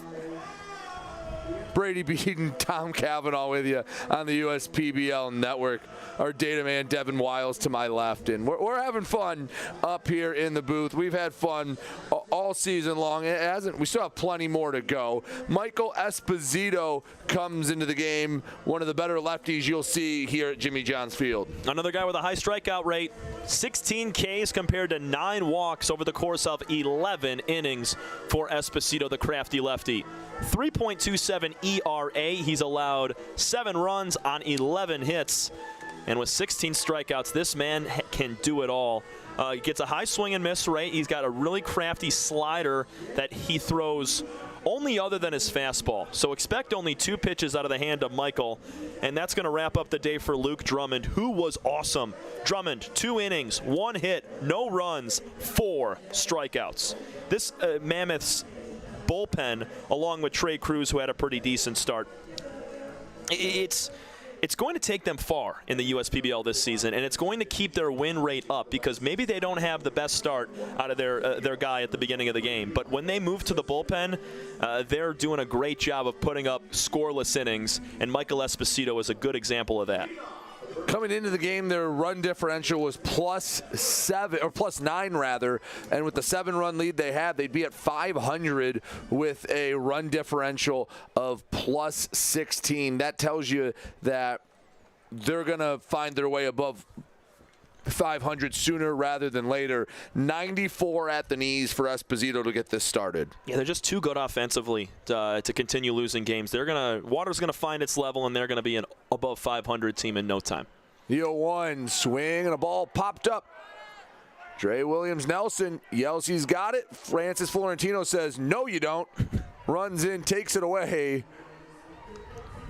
And I think Dre really wanted that one. Francis records the first out here in the 9th. Yep, I think Williams-Nelson just camping right underneath it. Florentino wants to steal the flare a little bit and grab that ball. He's been doing everything tonight. Why not? Both of those guys. Ranko Stevanovic comes to the plate. 0 for 1 tonight. Just 1 hit so far on the season. Fastball 95 misses away. Now, Esposito, he throws that slider 16% of the time, and believe it or not, that's way up from last year. Mm-hmm. But when you throw a 95-mile-per-hour fastball down Woodward and you can't catch up to it, well, I understand why you don't throw the slider as much. Stefanovic just moved to the very back of the box. And it's not as if Esposito has to rear back and reach for 90. He sits about 94, 95. Oh, yeah. He's got a very strong lower half, which benefits him. Fastball lifted into shallow right field. This time, Dre will concede to Florentino. 2 up, 2 down, 2 flyouts to right field. Esposito's making it look easy. He might not be getting the swing and miss, but he's getting both these hitters to start to pop up. That'll bring up Peyton Schubert for his only at-bat tonight. Schubert to the plate, rather. Now, you've thrown nothing but fastballs. You start this one off with a slider just for fun, don't you? Nope. How about 95 that missed over the plate? He's going to continue to challenge these hitters. And this is a fresh guy in Peyton Schubert who has not hit all day long, 25-year-old out of Edwards College. Ground ball to the left side. Couple hops to Seltzer across the diamond, and the Mammoths take it 10-3 over the Birmingham Bloomfield Beavers. Just dominance, really, from the second inning onward. Seriously. I mean, from the 6th inning on, they allowed just one base runner, and it was a misplayed ball in left center field. Great stuff from the bullpen today for the Mammoths, along with starter Trey Cruz. Cruz was roughed up a little bit, gave up 3 runs on 4 hits, but Bo Atkins, Luke Drummond, Michael Esposito just strong-arming the Beavers over the course of the last 6 innings. Very impressive stuff. And can we talk about the hitting, man? 5 homers. Say, where do you want to start with the hitting? Florentino went deep twice, man. 2 home runs for Francis Florentino, 3 RBIs on the day. Colby Seltzer has a home run. He scored 2 runs himself, reached base 3 times. Fox Liam out of the leadoff spot puts one over the fence. Drew Fleming hit only the 3rd home run over 400 feet this year. He's the first one not named Noah Marcoux to put one 400 feet over the fence. And then even guys just contributing here or there. Jose Cedeno, 4 hits out of the 8th spot, scored a run, stole 2 bases. A whole team effort from the Westside Woolly Mammoths, and Taylor Jelenkowski has to feel like making a lineup is tough for him, but only because there's so many spots to put guys. Right. It's going to be a tough battle for him on a daily basis to try to craft this lineup and figure out who's going to play where. But I think your 1, 2, 3, 4 in Liam, Florentino, Seltzer, and Fleming, that's concrete right now. You got to keep those guys in that spot. Not necessarily 1, 2, 3, 4, but if you keep them bunched up like that, they're going to be a nightmare for teams the rest of the year. All right, looks like Patty's down there with our player of the game. Looks like Francis Florentino. So let's send it down to her, down the first base line.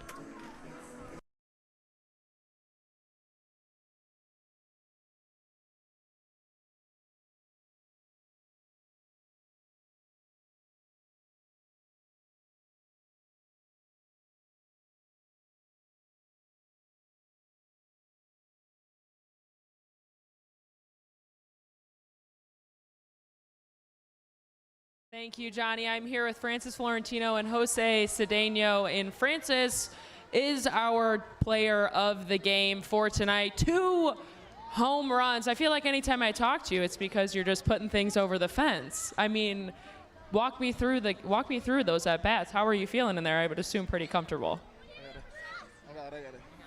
I'm feeling amazing. You know, I'm keep going. Work hard all the time, you know, and putting ready for whatever pitch, you know. I'm amazing for that. In the top of the 5th, I mean, it was home run galore. It was like every other person. You got the bats were going, but let alone the 5th inning, the whole game really from start to finish. I mean, what was the team atmosphere like in that dugout tonight? Sí, sí. ¿Cuál fue la mentalidad que tuvieron los Mammoths en el 5º inning? Fueron muchos batazos por todos lados. Ella quisiera saber cuál fue la mentalidad que cambiaron los Mammoths para ir con toda la agresividad que fueron y concretar un juego por todo el juego, todo el partido, un juego que hubieron muchos hits. So, can work, you know, the team together all the time. Play hard all the time, and I'm amazing for that. And you're just having fun out there, right? All right, well, thank you, Francis. Congratulations. Johnny? Thanks, Patty.